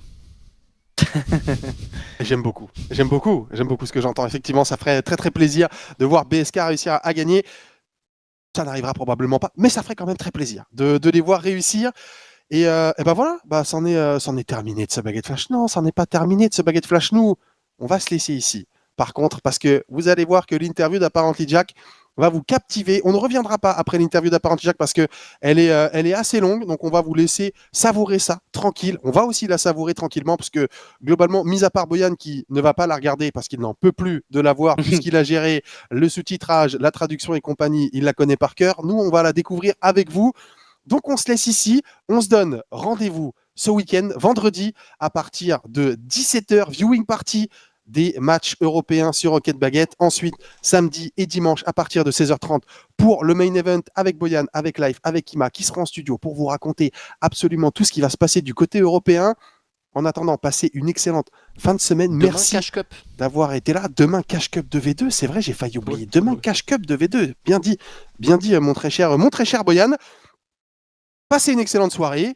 Prenez soin de vous, les amis. Merci à la modération. Merci à vous d'avoir été ici. Merci de rester pour suivre l'interview d'ApparentlyJack qui arrive maintenant. Hello, Jack. Thank you very much for being with us. How are you, man? I'm good. How are you? I'm good, thank you. So we always start with our interviews with a few generic questions that we ask everyone. Imagining, the first one being, imagining we don't know you at all, can you please introduce yourself? Yeah, I'm Jack, ApparentlyJack, of course. I've been playing Rocket League at a professional level now for I think over 5 years or almost 5 years. I play for Dignitas, and I've been lucky enough to play near the top of this game for a long time now. Yeah. When did you start playing, and when did you realize that you had the potential to become a Rocket League professional? Oh, that's a good question. I started playing on, I think it was around September 2016, and I would just be playing ranked for some years. I didn't really care about going pro in Rocket League, but I wanted to improve still. I enjoyed the improvement of this game. I think I truly understood that I could go pro. I think honestly at one of your tournaments, the Rising Stars in Colmar in France, I qualified for this LAN, and my parents or my dad came with me and saw the Rocket League scene for the first time, and that's when I truly understood that I can do this at a really high level. So yeah. What is your best memory since you started playing Rocket League? Oh, wow, we're talking. I think it's got to be the major win in Rotterdam, of course. It's, that's the biggest achievement of my professional career. That's of course gonna be the best memory. I think naturally as well, meeting all the fans in all the LANs, that's like a very small part of it, but it means a lot to me personally. So yeah. We'll talk about it, Yeah. the fans and this major a bit later in the interview. Yeah. Who is, according to you, the GOAT of Rocket League? Oh, okay.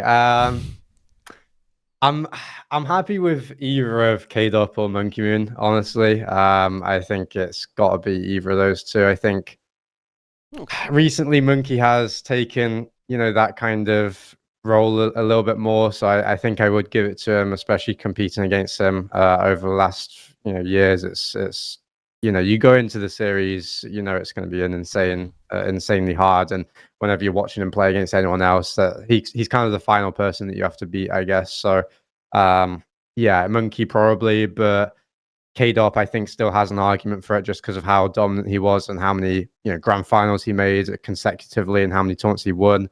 Turbo's got 4 worlds and stuff, but I do think that the other two do edge him in that regard. Yeah. Okay, let's now talk about your career, and we'll start with the very early days. And before Rocket League, I think I understood that there was tennis. Is this how you became a competitor?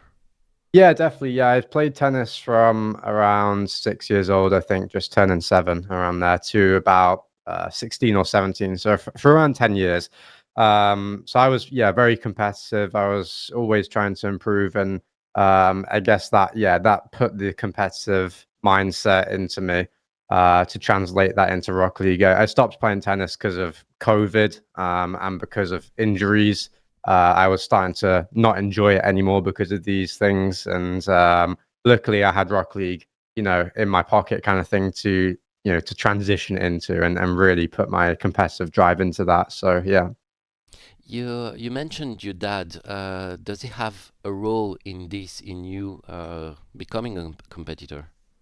I don't think I don't think my family are really competitive naturally. I think everyone has a little bit of that in them. More so competitive to succeed in life, I guess. But not in competition. A little bit here and there. My dad is quite sporty. He always took on sports and stuff like that, and still does to this day with things like karate and stuff like that. So I guess he does have that competitive drive a bit. They always pushed me. They always wanted me to do well, wanted me to improve, wanted me to have fun at the same time, though, and made me understand that if I lost, it was an opportunity to learn and not to, hate myself for it, if that makes sense. They were always very kind to me. Mm.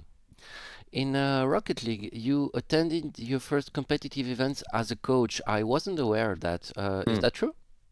Yeah, I before I was a player, like before I was trying to go pro, I coached some teams here and there. Yeah.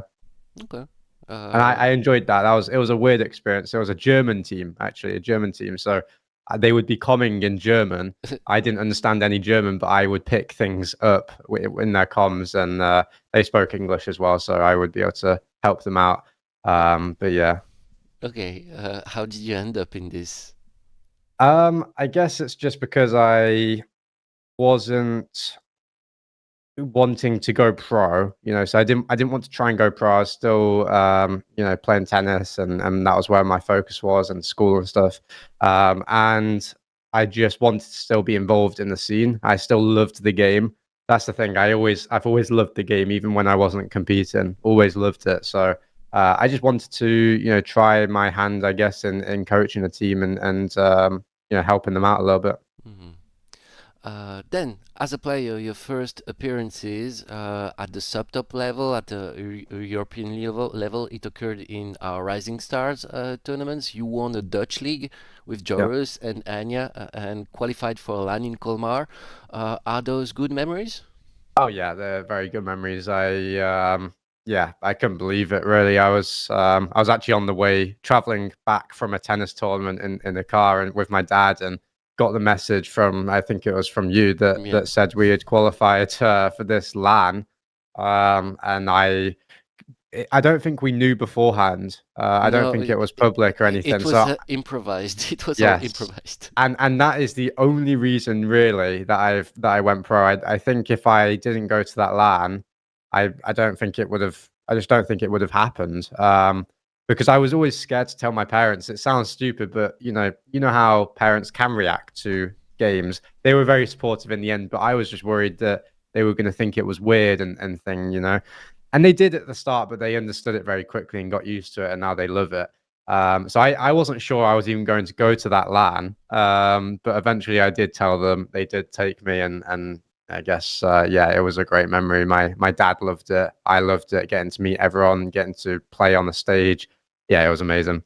I remember having great conversations with your dad, like explaining him the whole thing, and it's cool. I'm happy. I'm proud that it pushed you to go to where you are now. Absolutely. Very happy about that. Quickly after that, you made yourself a name on the 1v1 scene. How important was it in your development as a player? 1v1.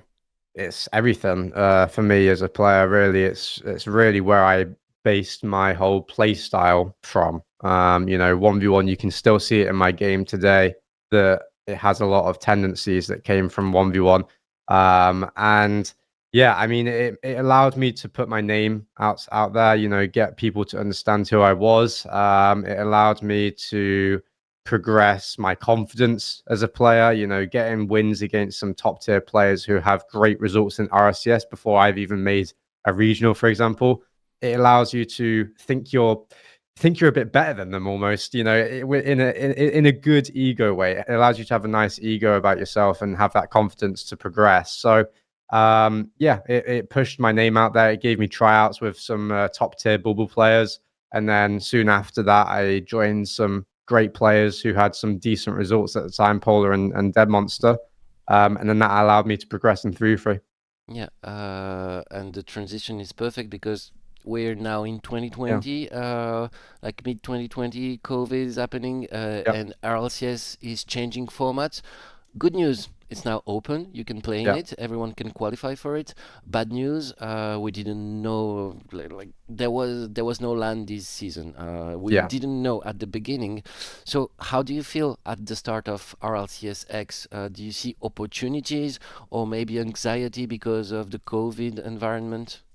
I think COVID's of course a terrible thing. For me personally in Rocket League, it helped me, which is weird to say, but it allowed me to play, genuinely 10 hours a day, and that allowed me to progress really fast compared to everyone else because of the time and the effort I was putting in. And yeah, when RLCS X was announced, but when we moved to that open format compared to the league play with RLRS, it was a good thing for us because it allowed us to skip an entire season of playing RLRS if we were to qualify for it. And we instantly made the first regional and got top 12 in Europe. With RLRS, that would have been very tough to prove that we were at that level. We missed the following regional, and we don't speak about that, but it was a good thing for us to push ourselves into the higher level of European Rocket League straight away.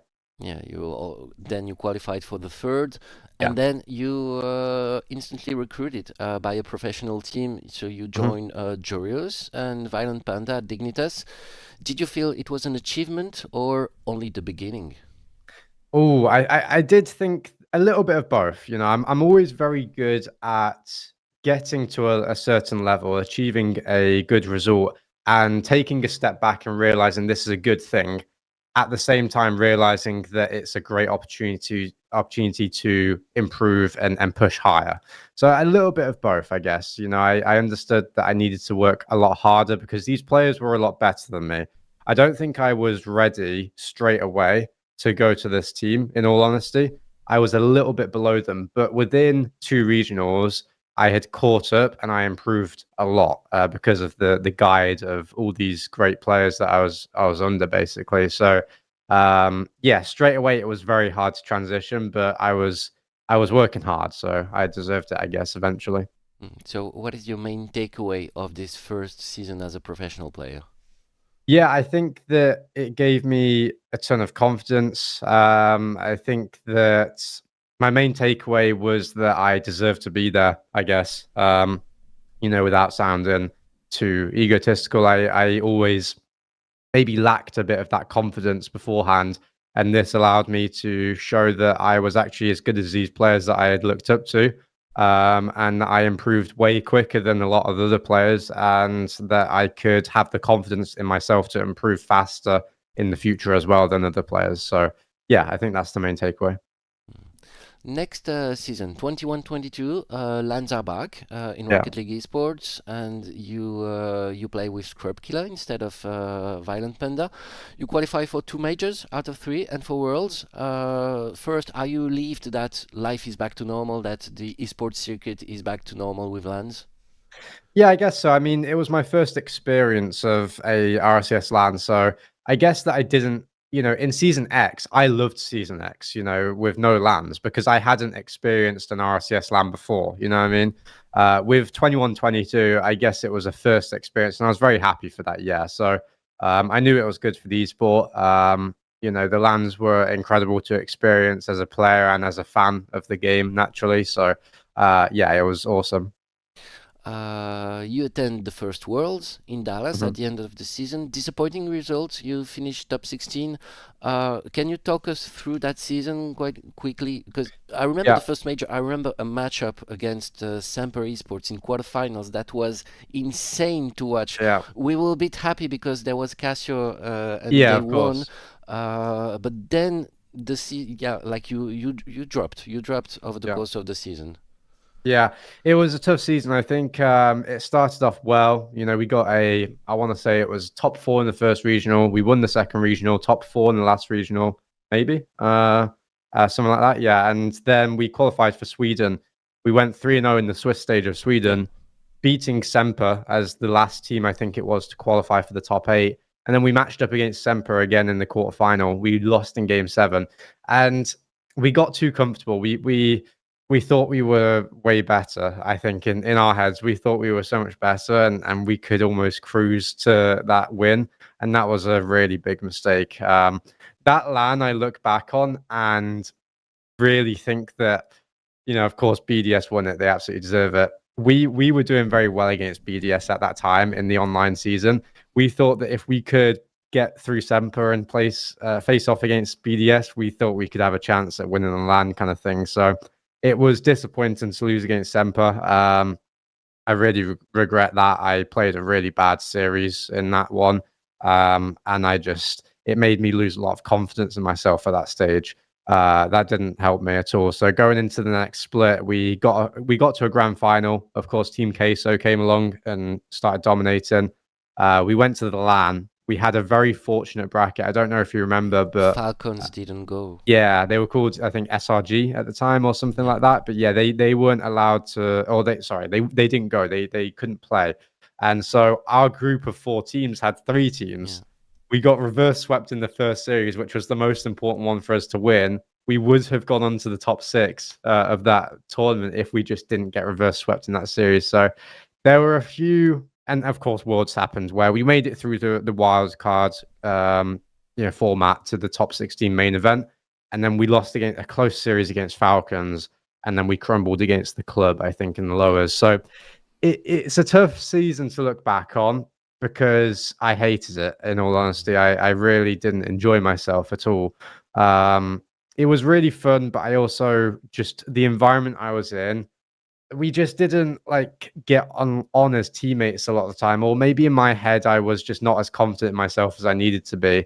It really knocked me down a little bit. And I thought that after the World Championship, in all honesty, I didn't think I was at a truly top tier level. I doubted myself a lot from that season, which was hard, but the next season was good, or it started off very well. So there's nothing to be too sad about in the end.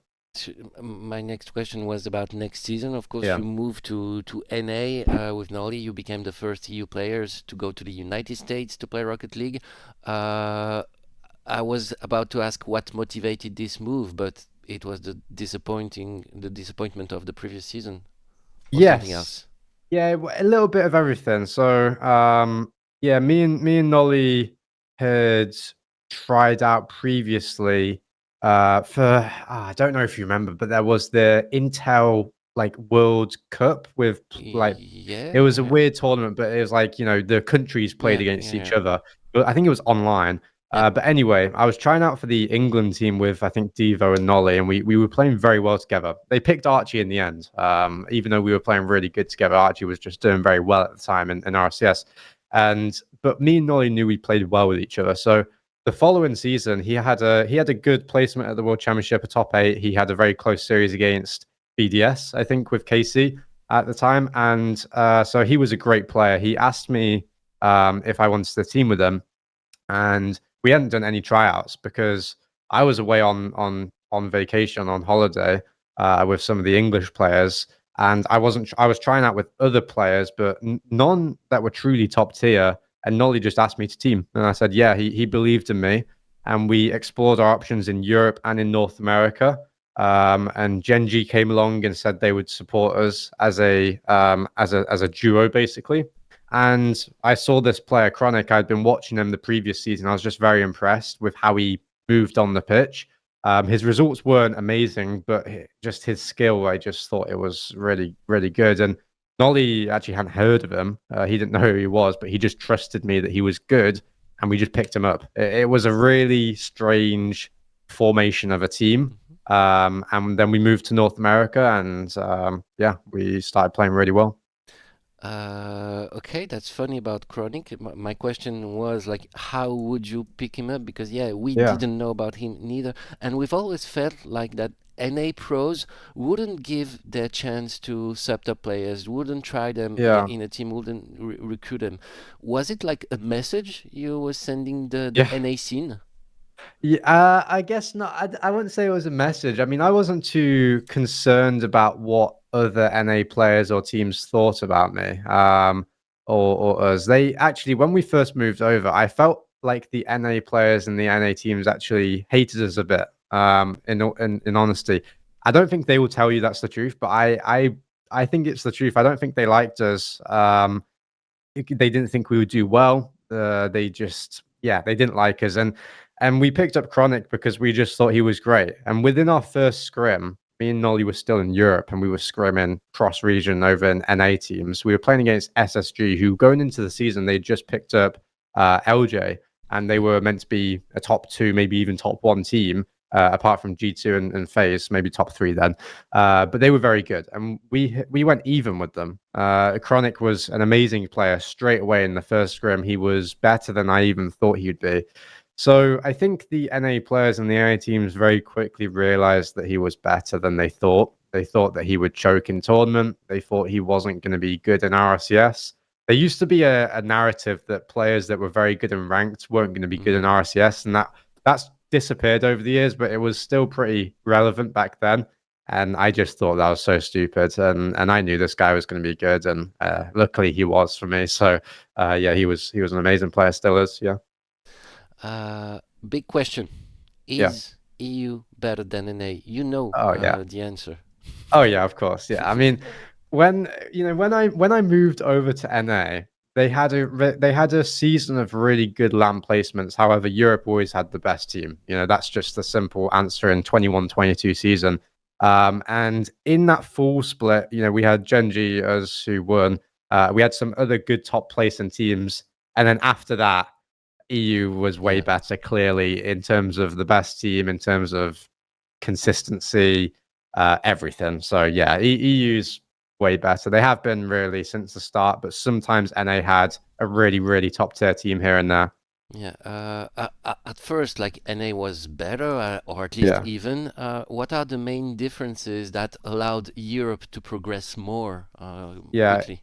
It's scrims, and it's a couple of players coming in that just progress the game. So, the French players, of course, have always just been dominant, and with KDOP, that's given a lot of the French scene a lot of drive and a big person to look up to progress. So I think naturally that helps Europe a lot. But then Zen came in, in 22-23, and as soon as Zen came in, you really saw the level of players jump massively in Europe. Like it was, I remember being in NA in spring split and watching Zen play, and the rest of the European teams just jumped up to his level, kind of very close to it. I was watching online. I was like, "Gee, wow! This looks insane. Like this regional looks like a way higher level of Rocket League than I've ever seen." And it was crazy. So yeah, a few players coming in. I think the scrims in Europe was the big thing in season 22-23 when Europe really pushed themselves to be dominant. I think it was the scrims. I heard that everyone was really fighting in scrims. It was like almost like an RCS match. And I think that level of environment helps you progress faster. And since coming back to Europe a few months ago, I felt it instantly. The scrims were just at such a high level and such a high, I don't know what the word is, but very competitive. In North America, in NA, the scrims are, some people, there's a lot of players that don't try their hardest in scrims. Really, there is. I hate to say it, and I don't want to push the narrative that NA is a horrible region, because it's not. It's really not. But the scrims sometimes do drop in how hard people try. It's true. I understand. Back to you a little bit, and this season, well, you dominated with FaZe, the both of you, a bit behind them, but still. How do you explain that you were so above of competition? Yeah, we're in 22-23. You're talking about with Gen G, right? Yeah. I think with FaZe, we started off behind them, and we quickly got ahead of them in the first split. It was really us two, and then a little bit of a drop off to the next team. It sounds weird, but I just found my confidence and found my playstyle within the team by switching to Fennec, which sounds stupid, but it just brought about a new playstyle in me. I tried to copy Seiko's playstyle a lot in that season. and he was a great player in the previous season with Endpoint, and then of course BDS at Worlds, and he was a player that I tried to emulate and tried to copy, and it just helped me gain a lot of confidence, gain a lot of stability on the field, and just consistency. And with FaZe, they were just very naturally skilled. You know, you had First Killer, Mist, and Cypical at the time. They were three of the best players in the region, so they were always going to be good. And then, you know, in the following split, in the winter split, they did get ahead of us. Mist was going for a ton of demos, and it made it very awkward in the matchup against us. It knocked our confidence a little bit, and they became the best NA team. And then in spring, of course, every NA team kind of collapsed. V1 came around with Daniel, bringing in Daniel. They were very good. They didn't make the LAN, but they should have. They were probably the second or first best NA team. They didn't make the LAN. I don't know how, but they would have been good. Apart from that, everyone else collapsed. We got a top 6 result in the spring major. That was the best NA result there was at that LAN. So a little bit of a collapse from the region, but it was us and FaZe for the most of the region, for most of the season, sorry. And yeah, I guess that was a decent rivalry, but they didn't do great at Worlds, and then we lost to KC in the quarters pretty badly. So yeah. A little bit back to Rotterdam. So you go all the way. It is a surprise, but it's not a surprise that you won. You were among the favorites. Talk us through how was it? Yeah, Rotterdam was amazing. I mean, it was great. I mean, we started off the tournament with a 3-0 over Power. We played well. We played how we needed to. And we got smashed by Oxygen. That we collapsed really in that series. There was a big just no confidence, no gameplay. We were maybe like Champ 2 level really in that series. It was really bad, and they just destroyed us. It knocked our confidence a little bit, but we quickly responded with a 3-1, I think, over Falcons, and that allowed me to have confidence in myself to perform against a high-level team like Falcons. And in all honesty, they weren't great at the time. They also then placed pretty badly at the following LAN. So they weren't fantastic. However, they did have previous good results. They were good players. So it allowed me to have confidence in myself on LAN, because I hadn't really played well on LAN before then. And so it allowed me to have that confidence. We then beat FaZe 3-0. Again, that pushed my confidence higher. And we qualified for the top 8 with that win against Liquid in the quarterfinals. We chopped 3-1 in the series. We weren't playing great. We were playing panicky in front of the crowd. We were, choking a little bit with some double commits. And luckily, we figured ourselves out. Nolly was the best player in that series. In our comms, he was really helpful and allowed us to calm down, and allowed us to use our playstyle to our advantage, and we then came back and won the series 4-3. And I think from then we knew we were going to win the LAN without having too much of an ego. I just had too much confidence after that win. Finally getting a top 4 on LAN. I'd never had a top 4 on LAN. Finally having a big win, a great performance. We knew we were playing FaZe in the following series because they just beat Oxygen, and we were destroying FaZe at the time, and we knew we were going to win that. We 4-1 them, and then that was our 4th grand final in a row we made with the major grand final.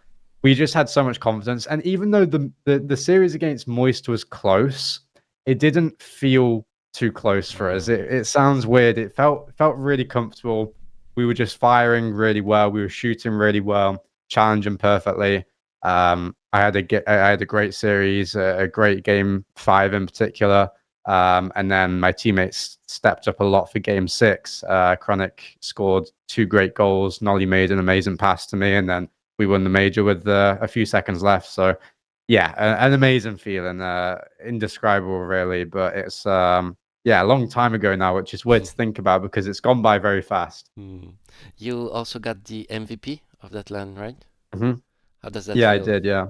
Yeah, it felt amazing. I mean, finally, I felt like the best player in the world at the time. I know it was close. I think I was in that conversation with Vatira, and then maybe a couple of other players at the time. And And my teammates were amazing as well. They could really be put up there too. But getting the MVP, I did feel like I deserved it. I felt like I played an incredible LAN. I do think that Nolly on our team was the most consistent. He was we wouldn't have won that LAN without him against Liquid. In all honesty, he was the driving factor for us to win that. But I did step up big against in the grand finals and things like that. So I was very happy with the MVP. And yeah, it was just a nice little bonus on top of the LAN win, which was of course the most important thing for me and for the team. The following season, you are joined by First Killer, replacing Nolly. What's it like to play with him? We hear a lot about him, about his entourage. Tell us the truth. No, First Killer is great. I really like him. Of course, every player has their downsides. You know, people like to talk about First Killer a little bit negatively. But I think he's amazing as a player. It's the most talented player I've ever seen as a teammate. Just on the ball, you'll give him the ball, and in a scrim or in a tournament, he'll just then 1v3 and give you a goal every single series, at least one or two. And so he's one of the most naturally talented players ever. You know, working with him, I do think we clashed on the field a lot. Off the field, I liked him a lot. He liked me a lot. On the field, we just didn't fully agree with each other's styles, I think, and that didn't allow him to play as well as he could, and I didn't play great in that season, personally. And yeah, we just didn't mesh as a duo. But I don't speak negatively about him at all. I still speak to him every now and then. Today, I really like him. We get on really well, and there's no hard feelings. We won 2 regionals, which was decent. We made a grand final as well in a regional. Apart from that, of course, we had a couple of top 8s on LAN, a really bad performance at Worlds, and a top 4 at EWC. It wasn't great. It wasn't terrible until the final tournament, of course, but it was okay. It was welcomed. I enjoyed teaming with him for the season, and I learned a lot from him as a player. So yeah. In all those 3 seasons that we just talked about, your team would always go down, actually, ending with poor results at Worlds. How do you explain this difficulty to maintain a high level or improve over the course of a season? Yeah, I think it's you know, you can see it in the results. It has happened, unfortunately. I don't think it's because of me, and it's not that I say that as like, oh, it's my teammates' fault or anything like that. It's I don't think that it. So you know, starting with the first team with Dig and Scrub and Yoris, we started playing really badly in the spring split. We actually improved slightly for Worlds compared to that spring split, which people don't talk about because we didn't have a great Worlds, of course, but we still made it through the wild card. We picked up some good wins against SSG at the time and a couple of other teams, some close series. We didn't perform when we needed to in the final match against the club, and we went out top 16. So that one, you know, the team didn't get along. You know, it's very hard to keep a good environment in Rocket League. You'll know it yourself. You know how even some really high level winning teams at Worlds don't like each other when they win or when they get really good placements, and then they break up. It's a very common thing in Rocket League. It's very tough to keep a good environment. In the following season with Nolly, we placed top 8 at Worlds, and we came up against KC. I mean, KC was the team that we did not want to play. Them and Vitality, we did not want to play. BDS, we were actually going to be fine playing against. I don't think we would have won. They were still better than us, but we would have been more confident. If we matched up against a team like Complexity, I think we would have won that and got top 4. I don't know if you remember, but Complexity could have beat KC, and then we would have been playing against Complexity in the quarterfinals. And I'm still disappointed at that because I really think we would have just got a top 4 through that. And in the following season with First Killer, we placed really well at EWC, and then we did drop off massively at Worlds. So there is a trend, unfortunately, with my teams, going down at the end. It's not easy. A lot of top tier players make it look easy. But I just have to keep pushing myself and keep pushing myself at Worlds. Do I think I played terribly at these World Championships? I mean, I think I played badly again in the final match of the last Worlds. I don't know if I played really badly in the previous matches of that Worlds against KC in the previous one. Of course, we weren't going to win that, but in the other matches, I played fine. So I think, maybe it's a bit of cope, but I naturally have the confidence in myself that it's not all my fault, and that it is just something you have to keep on pushing through, keep on working hard, and see if we can, break that kind of trend a little bit this season. But I try not to think about it too much, of course. It's hard to stay consistent. With me, I've made I think like 11 lands in a row now. I've been very, very consistent. And being consistent through an entire season at a high level, it's not easy. So I have to keep trying hard to keep that level and push my peak high, because my floor is very high. My peak can be very high. I need to hit that a little bit more consistently. So we'll see if I can do it.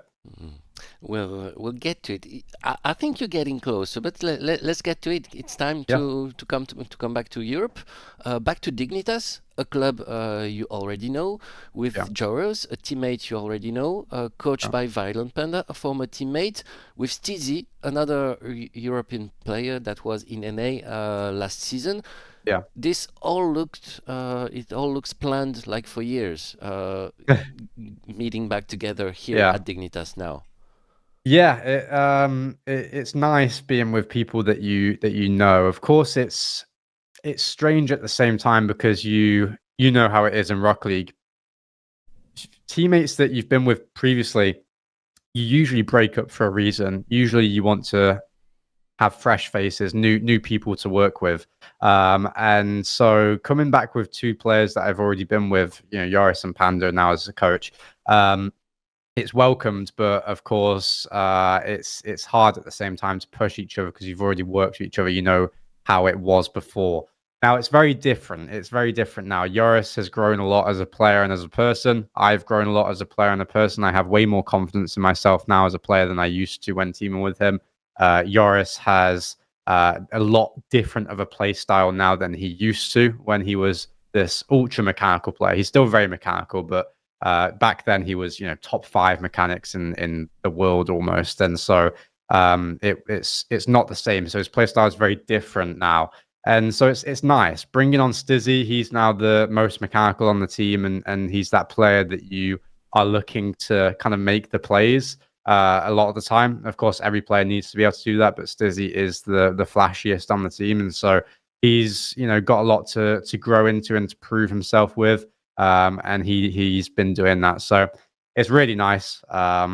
Moving back to Europe, I'm able to be at home in England again, and so it was really nice to be able to pull this off and to do it when we needed to. Yeah.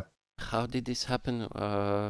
Why? What is the reason behind it? Yeah, so I think after Worlds, after we played our final match, I don't know if it was the same day or the day after. I think it was the day after, but Violent Panda was there at the World Championship. He was actually with Stizzy. Stizzy was there too, watching. And Panda, obviously I was friends with them already from being team with them previously. I got on with them well. And he took me out to eat and was telling me about how he wanted me to join him with Stizzy in Europe or NA. It was a bit of we didn't know where we were playing actually yet.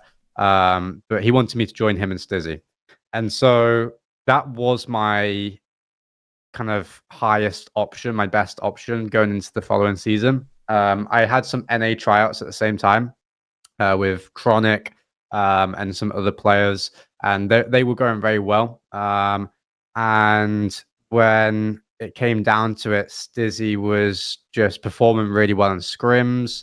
We were playing really good with our tryouts. We tried out a lot of European players and NA players as well.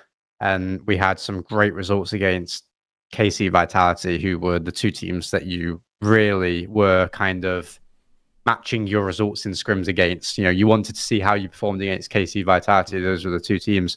And we were playing really well against them. We had some great results against them in scrims. We had some even results, of course, some bad ones too. But most of our results were honestly really, really top tier with certain other players.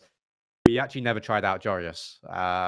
Jorius was not really a thought almost, which sounds bad, but we didn't. He was trying out with other players. We just didn't think of him. And our first option just didn't choose us, even though we were doing really well in scrims with him. He chose a different team. And we then had to look at other options. We looked at options such as Mitza, the French player. He was great. We qualified to flip and spin with him and played against KC. We had a close series. He was honestly our best player in that series, and he surprised me a lot. And so I was looking at him to join us. And then Panda said, what about Jorius? And I don't know what it was. And I feel bad for Mitza because it was very close to him joining us, in all honesty. It was very close. But Jorius it just made sense in my head. I was just like, I watched his gameplay from EWC with Chiefs, and against him, he performed so well against Gentlemates twice. And I was just like, this guy is still really good. And he just fits the role that we were looking for with a different player that we were doing really well in the scrims with. He fits a similar role as him. So we just picked him up, and that was the team. And we started doing really well in scrims, and we had some good placements in the first split. So yeah. How do you feel this roster was received by the fans?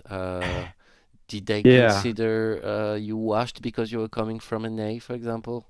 Yeah, I don't think they considered me washed, but I think they did think that we weren't going to be at a LAN contending level, I guess. Maybe top 6. I think that we were 6th or 5th. Sixth or 5th.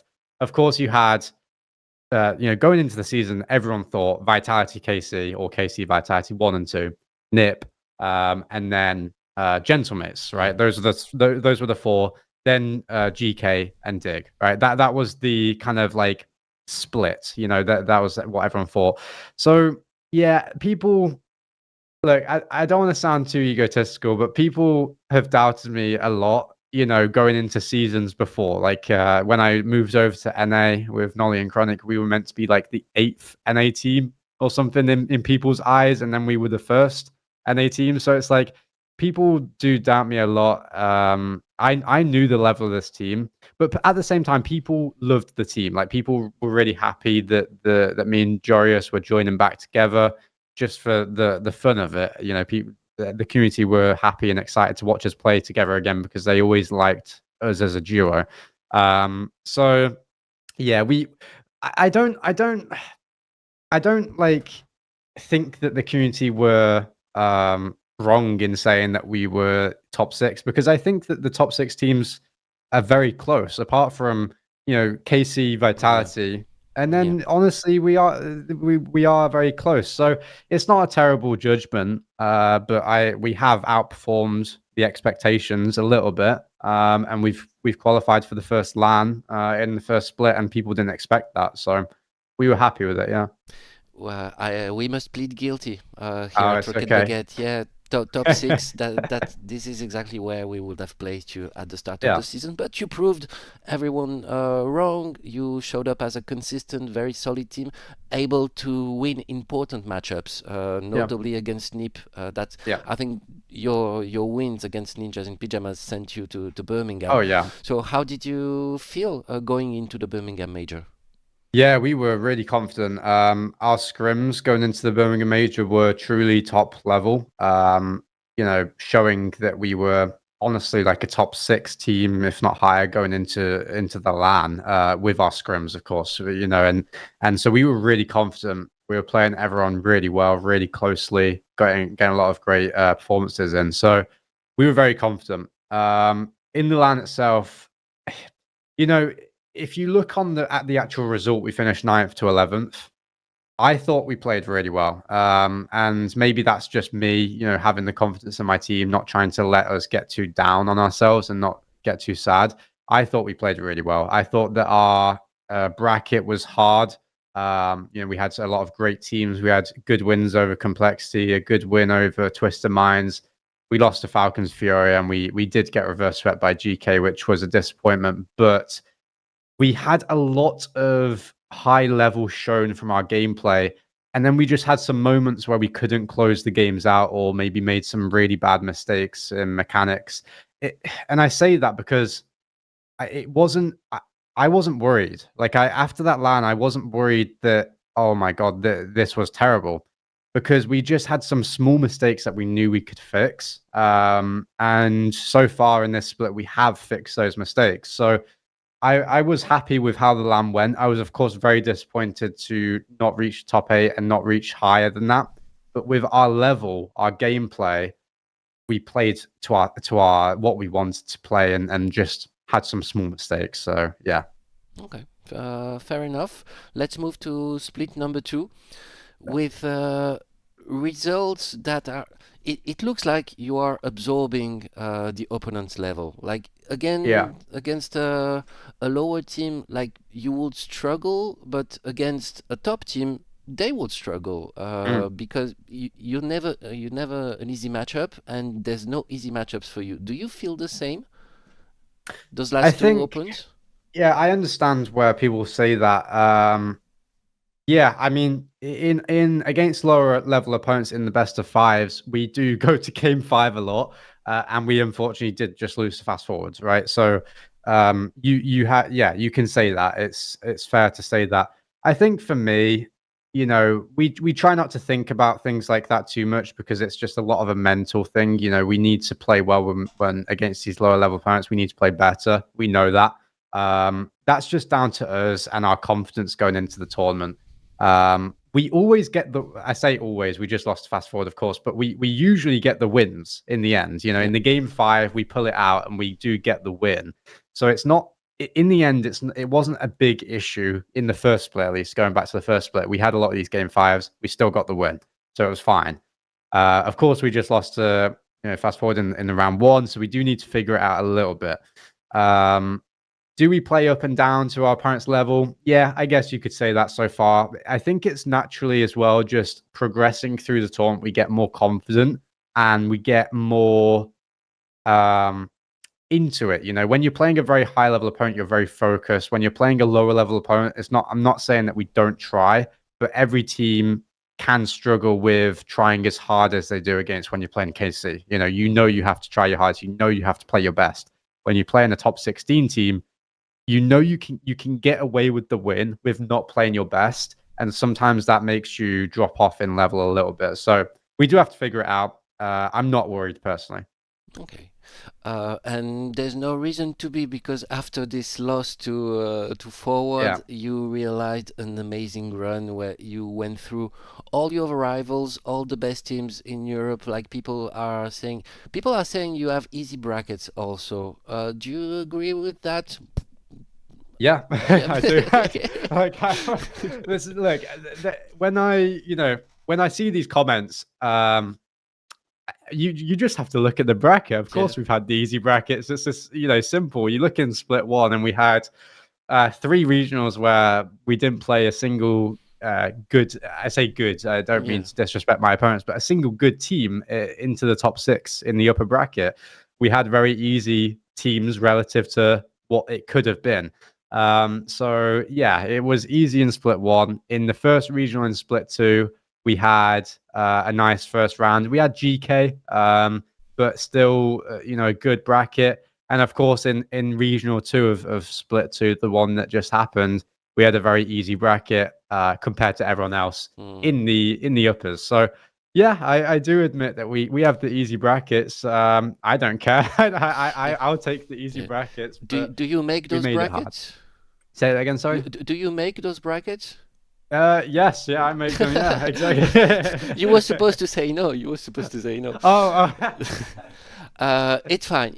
You then showed this amazing performance. Like, what's the difference between the Dignitas we saw this weekend and the Dignitas of the previous weekends? Yeah, I think I think that we just put it together a little bit more. We can play at this level in scrims, and we just didn't quite show the level that we can play at in tournament, I guess, fully. I think as well, just we've changed a lot of the play style going into this tournament to, of course, I'm not going to give away exactly what we do, but everyone can see that, we were a lot more demo heavy in this regional and things like that. So, we've been playing very well in scrims, and I guess the confidence, just kind of snowballed and got bigger as we got these wins. I think the win against Ninjas in Pajamas was big in that top 12 to top 8 match. We beat NIP 3-1, and after we beat them, we knew that we just knocked out them. We knocked them out of, I don't want to speak too early, but probably the split, maybe the split. So knocking them out was a big thing, and that allowed us to have the confidence. We had obviously an easy match in the top 8 round, and we progressed from there. And after we got the win against Gentlemates, that was really the big series of the day for us, because of course everyone knew in that round, that was the most important one for the major. If whoever won that was going to be in a great position to make the major, because you'd have a 2-point lead over GK and Gentlemates if we, when we won that. So against Vitality in the semis, we're very confident naturally against Vitality. We have beaten them in the previous split. They beat us in this split in the first regional, but it's always quite close. And we just think that we match up well against them style wise. And so yeah, we just played our game. We came out with a win, and then going into the grand finals, I mean, we can scrim well against KC. We have scrims where we do well against them. Of course, they are the best team. They do usually beat everyone in scrims from what I know. But we can play well against them. We know that. So we just had to focus. We had to not be happy with the top 2, which sounds stupid. In split 1, when we made the grand finals in regional 2, of course you're still trying really hard in the grand final, but you're very happy with the top 2 because it's a great result for the team at the time. With this one, we weren't going to be happy with just getting second, and that's what we said before the match. So it helped us, kind of lock in a little bit more and focus. And truly believe that we could do it. And we played great. We played a great game. And KC, I think they played well. I think that they obviously can play better, just naturally how they are. I think they can. But we deserved it at the time, and we came out with a win. So yeah. We feel it was your best individual performance for a long time. Yeah. I really believe it. Do you agree? Yeah, I think that I don't, against Gentlemates, I don't think I played great. I think I started off the series against Gentlemates very well. I think I didn't do well in the rest of it, but my teammates were great. Against Vitality and KC, I think that it was my best performance since Rotterdam. Really, I think after Rotterdam, I was still getting wins in NA and regionals, but I wasn't playing at a great level. I was playing very well, but not at a great level. I think in this regional, I was playing as well as some of the other best in the world. So I was very happy with it. Of course, now I just need to do that consistently. But yeah, the level, I knew I could do it, but I've been working very hard on a few things and on mechanics and trying to improve individually. So I'm happy that I could show it and do it on a big final. Yeah. Okay, so this is just hard work paying off, not something you changed at the personal level before this tournament. I think a little bit of both. Like I said, we had changed our play style a little bit, and I think that helped me understand what I should be doing and what correct decisions actually look like. We've watched a lot of replays from the best teams in the world, and understanding what they're doing differently. We work very hard as a team. Every single day we probably do more than a lot of other teams with replays and stuff like that. So I think that allowed me to have the understanding of what I needed to improve on. So that combined with a lot of individual effort that I was putting in with hard work over the last few months. And also, Violent Panda being my coach now helps me so much. Just I just haven't improved like this in so long. Like, the understanding of what he is teaching is insane. So it gives me the confidence in myself and the confidence to know what I should be working on. So do you guys now have a new status as a team, new ambitions for the rest of the season? Yeah, I think that now that we have this win, now that we have this really, really good placement, I think that we can push to do it consistently. And of course, it's going to be very hard, but that is the aim. You know, we are aiming to win the next one, you know, the next regional, final regional of the season. We understand now of the true level we can play at, and we know what it looks like. And that's the important thing. So, you know, the aim is to, of course, win the last regional or get a really, really top tier placement, continue playing well, and then do it at LAN. You know, do a little bit better than the last LAN. You know, we played well at the last LAN. Gameplay wise, I thought we played well. However, we did choke in the small moments. So maybe if we can fix that, get, you know, top 6 placements and push higher in the LANs, that is our aim. So, you know, we need to keep working hard and do it consistently now, because doing it one time is very hard, but doing it consistently is where the true teams like KC are putting in that kind of level of or display of level. It's impressive. So we need to get to that level or close to it. This season, your team, compared to previous season, as we were discussing, your team is improving over the course of the season. Yes. Do you feel there's something different this season? Yeah, I do. Yeah, I'm very happy with it, because I completely agree. I think that we have improved pretty much in every single tournament, at least in some aspect. You know, of course, in split 1 we placed second in regional 2 and then 4th in regional 3. But I think there is certain elements of our game that improved from regional to regional. At the major, we improved, of course, some small chokes, but some level, you know, shown that was good. And then in regional 1 we played well. Regional 2 we played amazing in this split. So we are progressing nicely. I think the difference is, like I said before, we work really hard as a team. We do replays every single day, which is, I've not heard of a team doing that. I've personally never done it every single day as a team, and that is showing, you know, that is helping us improve a lot. So it's really just that. It's just that hard work, I guess, that is allowing us, and that confidence in each other, and a lot of talks as a team, a lot of hard talks as a team.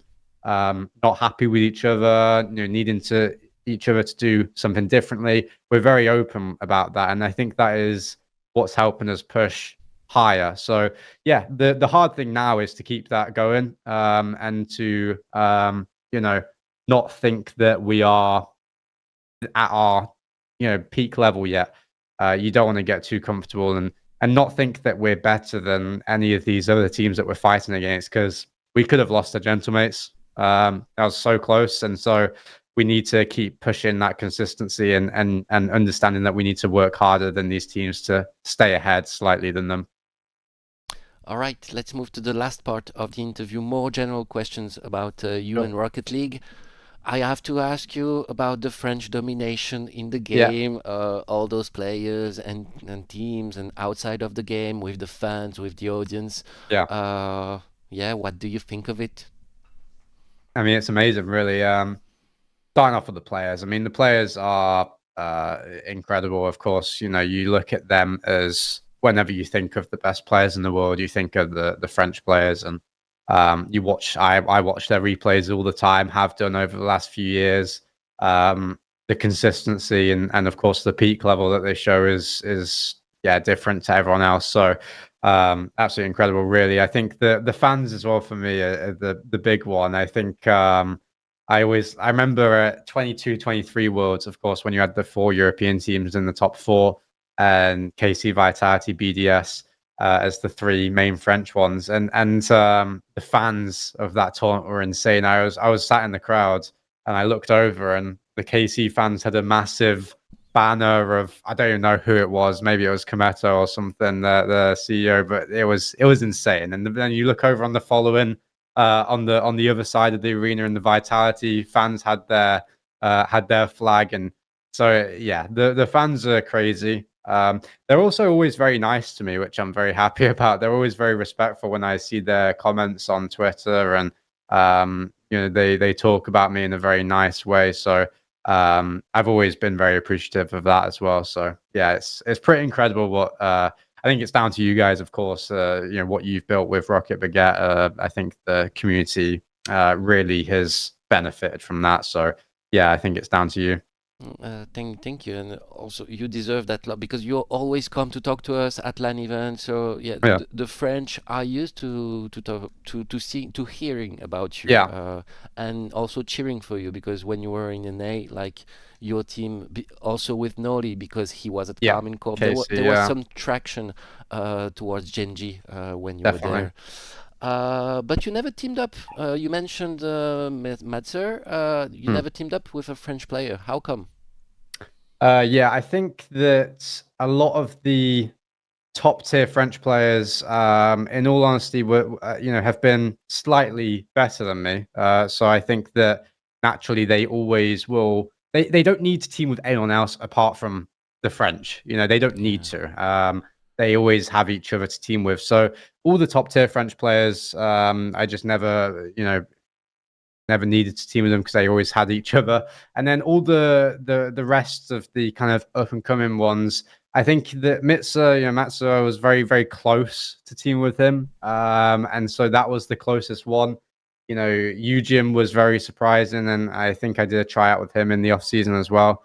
But apart from that, there has, I guess, I will say that the French have been very top heavy, and then in the middle, kind of, just outside the truly top tier, it does drop off a little bit, and then you've got the French coming up. But they never really. This is what's the weird thing is that the French players that come up, they are at the top 16 level, and then they go to top 4 straight away. They don't stay in the top 8 to 12. They don't really stay there. So there's not really many tryouts going on, because the very lower players, you're like, they maybe just not quite there. And then they're there, and then they're out your reach almost. So it's like, I've not teamed with one yet. I'm not opposed to it. Like I said, I was close to teaming with Mitsa in the off season, but it just hasn't happened. I agree. This thing about the French, that in the middle there are no French. Either we are on top, either we out the first round top 16. So that's strange. That's a bit funny. And indeed, Eugene, like, he got the opportunity like right away at the top, and he's doing quite well. I'm very happy for him as well. Yeah, definitely. You have been one of the pros that is quite vocal about the state of the scene, the state of the esports, a little bit like Farah. But yeah, when there's something on your mind, you express it. I remember quite clearly when the age limit was dropped to 13. You did a very interesting thread with which I agreed 100%. What do you think of the state of the esports today? Yeah, I think I do think it's dropped. Unfortunately, I don't think I can say that it's at a really, really high level. I think it's dropped a little bit. I think that I can see a lot of the fans are losing a little bit of that interest just from the environment that I receive from the fans. It seems that way. So I do think that we're in for a big tournament at Worlds, and I think that can change how we are as an esport. So I'm not completely disappointed and scared of the way it's going. I'm excited for how it's going to progress after the World Championship and during the World Championship. I think it's going to be very big. Obviously, over the last year and a half, I will say that it has seemed to have dropped. I do think it's important that we don't try and lose too much hope. And of course, we still have that same energy towards the games and towards the esport and towards the tournaments that we have before. Unfortunately, you can't ignore the organizations dropping out and the organizations sending messages on Twitter. and what they are thinking about the esport. Of course, that plays a big part. And Epic, they need to, maybe make a decision on whether they want the orgs in the game and help them out. So yeah. If you could change one thing in RLCS, what would that be? The age maybe, or something else? I don't know if it is the age. So originally when the age did drop, I don't think it was a great decision, but I don't think I would change that if I had one decision. I mean, simply, the orgs need more decals, more items, more support. Yeah. In any way, they need to have a better, a better talk and relationship with Epic, and have better offers given to them in certain things. And yeah, they need to be shown that they actually are valued in the esport. I don't think they've been shown that they're valued in the esport in the last 2 years, maybe even longer than that. So yeah, that needs to happen. Specifically, I'm not sure what it is, but something to do with the organizations, and to give them that support and give them that platform. You are one of the rare active pros to create your own content consistently. Yeah. So you are aware of what being an esports pro and what building a brand means. Yeah. So are you enjoying that life of hard work, I believe? Yeah, I love it. I've been doing it for really since I started on the pro scene. I started straight away making content at least on Twitch, streaming consistently, and then I went to YouTube just after I joined Dignitas back in 2020. So yeah, I absolutely love it. I of course do it because I should, because it's good for me to do it and good for me to build my brand and have an option outside of RLCS, basically. But I also do it because I genuinely enjoy it. So it's been hard, but fortunately I've been very lucky. People wanted to watch me straight away because of my 1v1 skill, and then people stuck around because of my general skill of the game. So I was very fortunate. I don't want to sit here and say that I have to put in loads of hard work, because really I just record 3 or 4 ranked games every single day, and people want to watch it, and that means the world to me. I think that a lot of the other players, coming up that are great players now, Drali's the first one that comes to mind that could be doing YouTube consistently and doing really well off it, because people just want to see his level and gameplay. So I think it's the right thing to do. I won't be stopping. I just, this is a bit of a tangent going off of the conversation, but I remember at the 21-22 World Championship, after we lost and got top 16, I remember people saying, "Oh, Jack's clearly too focused on content, makes too much content, is why he's doing bad." The following split, I then did more content. I posted more videos and then did even better. There's actually a trend with the more content I do, the more consistency I have on YouTube in posting, actually the better my results are. Okay. It's very strange. And it's because when I have that consistency in some part of my career and playing consistently, making sure I'm on top of everything, it allows me to stay focused on everything else. So I love doing content. I think it helps me out a lot. And yeah, I won't be stopping. Can you explain to young players why it is important to build your own brand? Yeah, of course. I mean, this job of being an RLCS player is very volatile. It's very what's another word? It's not stable. It's not comfortable, because you can be replaced, you can be kicked, you can drop off in skill level very quickly. Not everyone can be a truly top tier player for multiple years. It takes a lot of effort. It takes a lot of skill naturally, and it takes a lot of luck as well, and a lot of good fortune. So you have to have something else to rely on if things don't go your way, right? And of course, speaking of money wise, money side, it's the same thing. You need to have another option that is making you money if you want to live off of the game, and not truly relying on just your skill. Having the content on the side gives me a little bit of freedom for me to not worry about my day-to-day skill as much. And I think that does allow me to relax and carry on improving as steadily and have the consistent results I have, because I'm not worried about what happens if I don't. You know what I mean? And so, yeah, I think it's very important for the young players to do that. It gives you more options, and that's always good. I know you have a series of courses and trainings that you produce with Johnny Boy, and like you've been wanting to translate them in French, at least put some subtitles. Yeah. Do you want to present this to the French audience? Yeah, I think it would be incredible. I mean, me and Johnny have a coaching course at thenextrank.com, and we have been trying to find a way how to get this in front of the French audience, because the French audience is such a big part of the game. I mean, they are the biggest part of the game, and allowing them to have the opportunity to be able to learn from that, it would be very good for both us and them, of course. So doing that would be one of our top priorities. So we'll see if we can get it done. It's a lot harder than you'd think. I know. I'll be subtitling this interview like you. Yeah, it's very tough, and it takes a long time. These things take a long time, especially when they aren't your primary focus. You know, RLCS is always my main focus over the last 5 years. The content, now the coaching, it is on the side, and I do put a lot of effort into those things.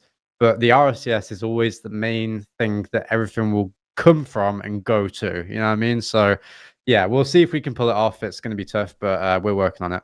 Okay. thenextrank.com, right? Yeah, the next rank, yeah.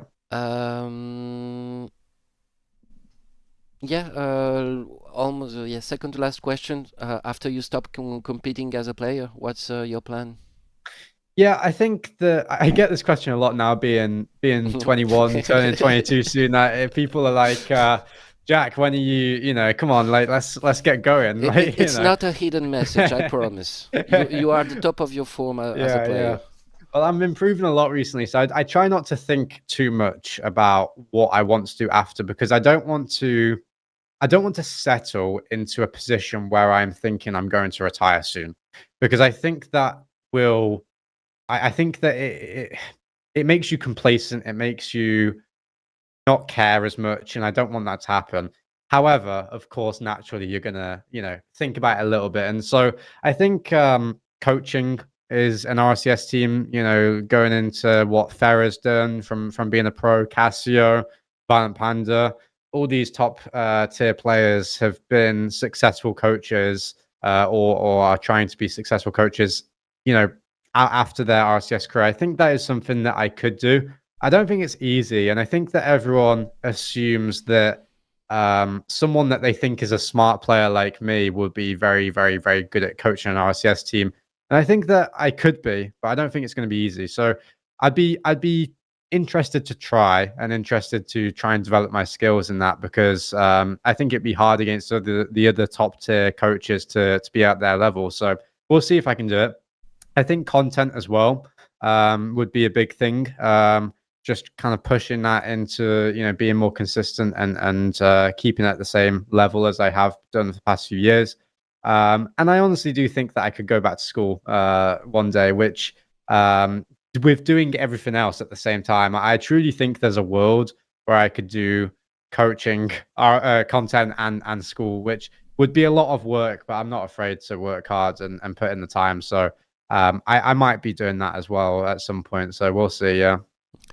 Improvise another question. The title of the interview that the people will see above your head is Le genre, ApparentlyJack, le gendre parfait. It's a saying in French that means the perfect son-in-law. Like if I had a daughter, I would like you to marry her, because you seem like the perfect man. Because you give that impression of being professional, being good as well. Like, do you feel like the perfect son-in-law? First of all, that means a lot to me. That's one of the nicest compliments you can give. So thank you. No, of course not. I mean, you're never gonna say that. I have my own things that I want to improve on in life, and I look up to other people. People may look up to me, but I'm my own person, I guess. I don't think too highly of myself, but I do know at the same time I have the confidence and I have the understanding that I work hard. I try to be nice to people as I can. I think it's very important to do that in life, just for your own sanity. In honesty, it's rewarding to be nice to people for yourself. So I try to, and of course, I have days where I'm not in a good mood, like everyone else, and days where my girlfriend isn't as happy with me if I'm a bit moody or whatever. But I try to be nice and doing well in life. So I appreciate it. I don't quite think of myself as the perfect son-in-law, but I appreciate it. I'm trying to be. Do you have any message to the French community? This is my last question. I think the only message is a massive thank you for all the support that you give me naturally outside of the French players, outside of the French community.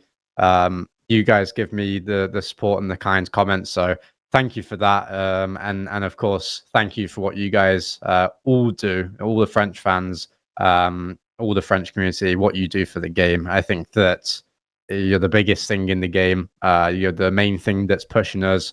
And I'm really interested to see what you guys can pull off at Worlds, because I think the crowd is going to be a big thing that changes a lot of people's perception of the esport. So the only thing I will say is that keep your, what's the word, passion. Keep your passion for the game and for the esport as high as you can, especially for the World Championship in Lyon, because everyone's very excited to meet all of you and see what you can do. So yeah, thank you to everyone. Thank you very much, ApparentlyJack, for the time you spent with us. Of course. Thank you so much, Boyan.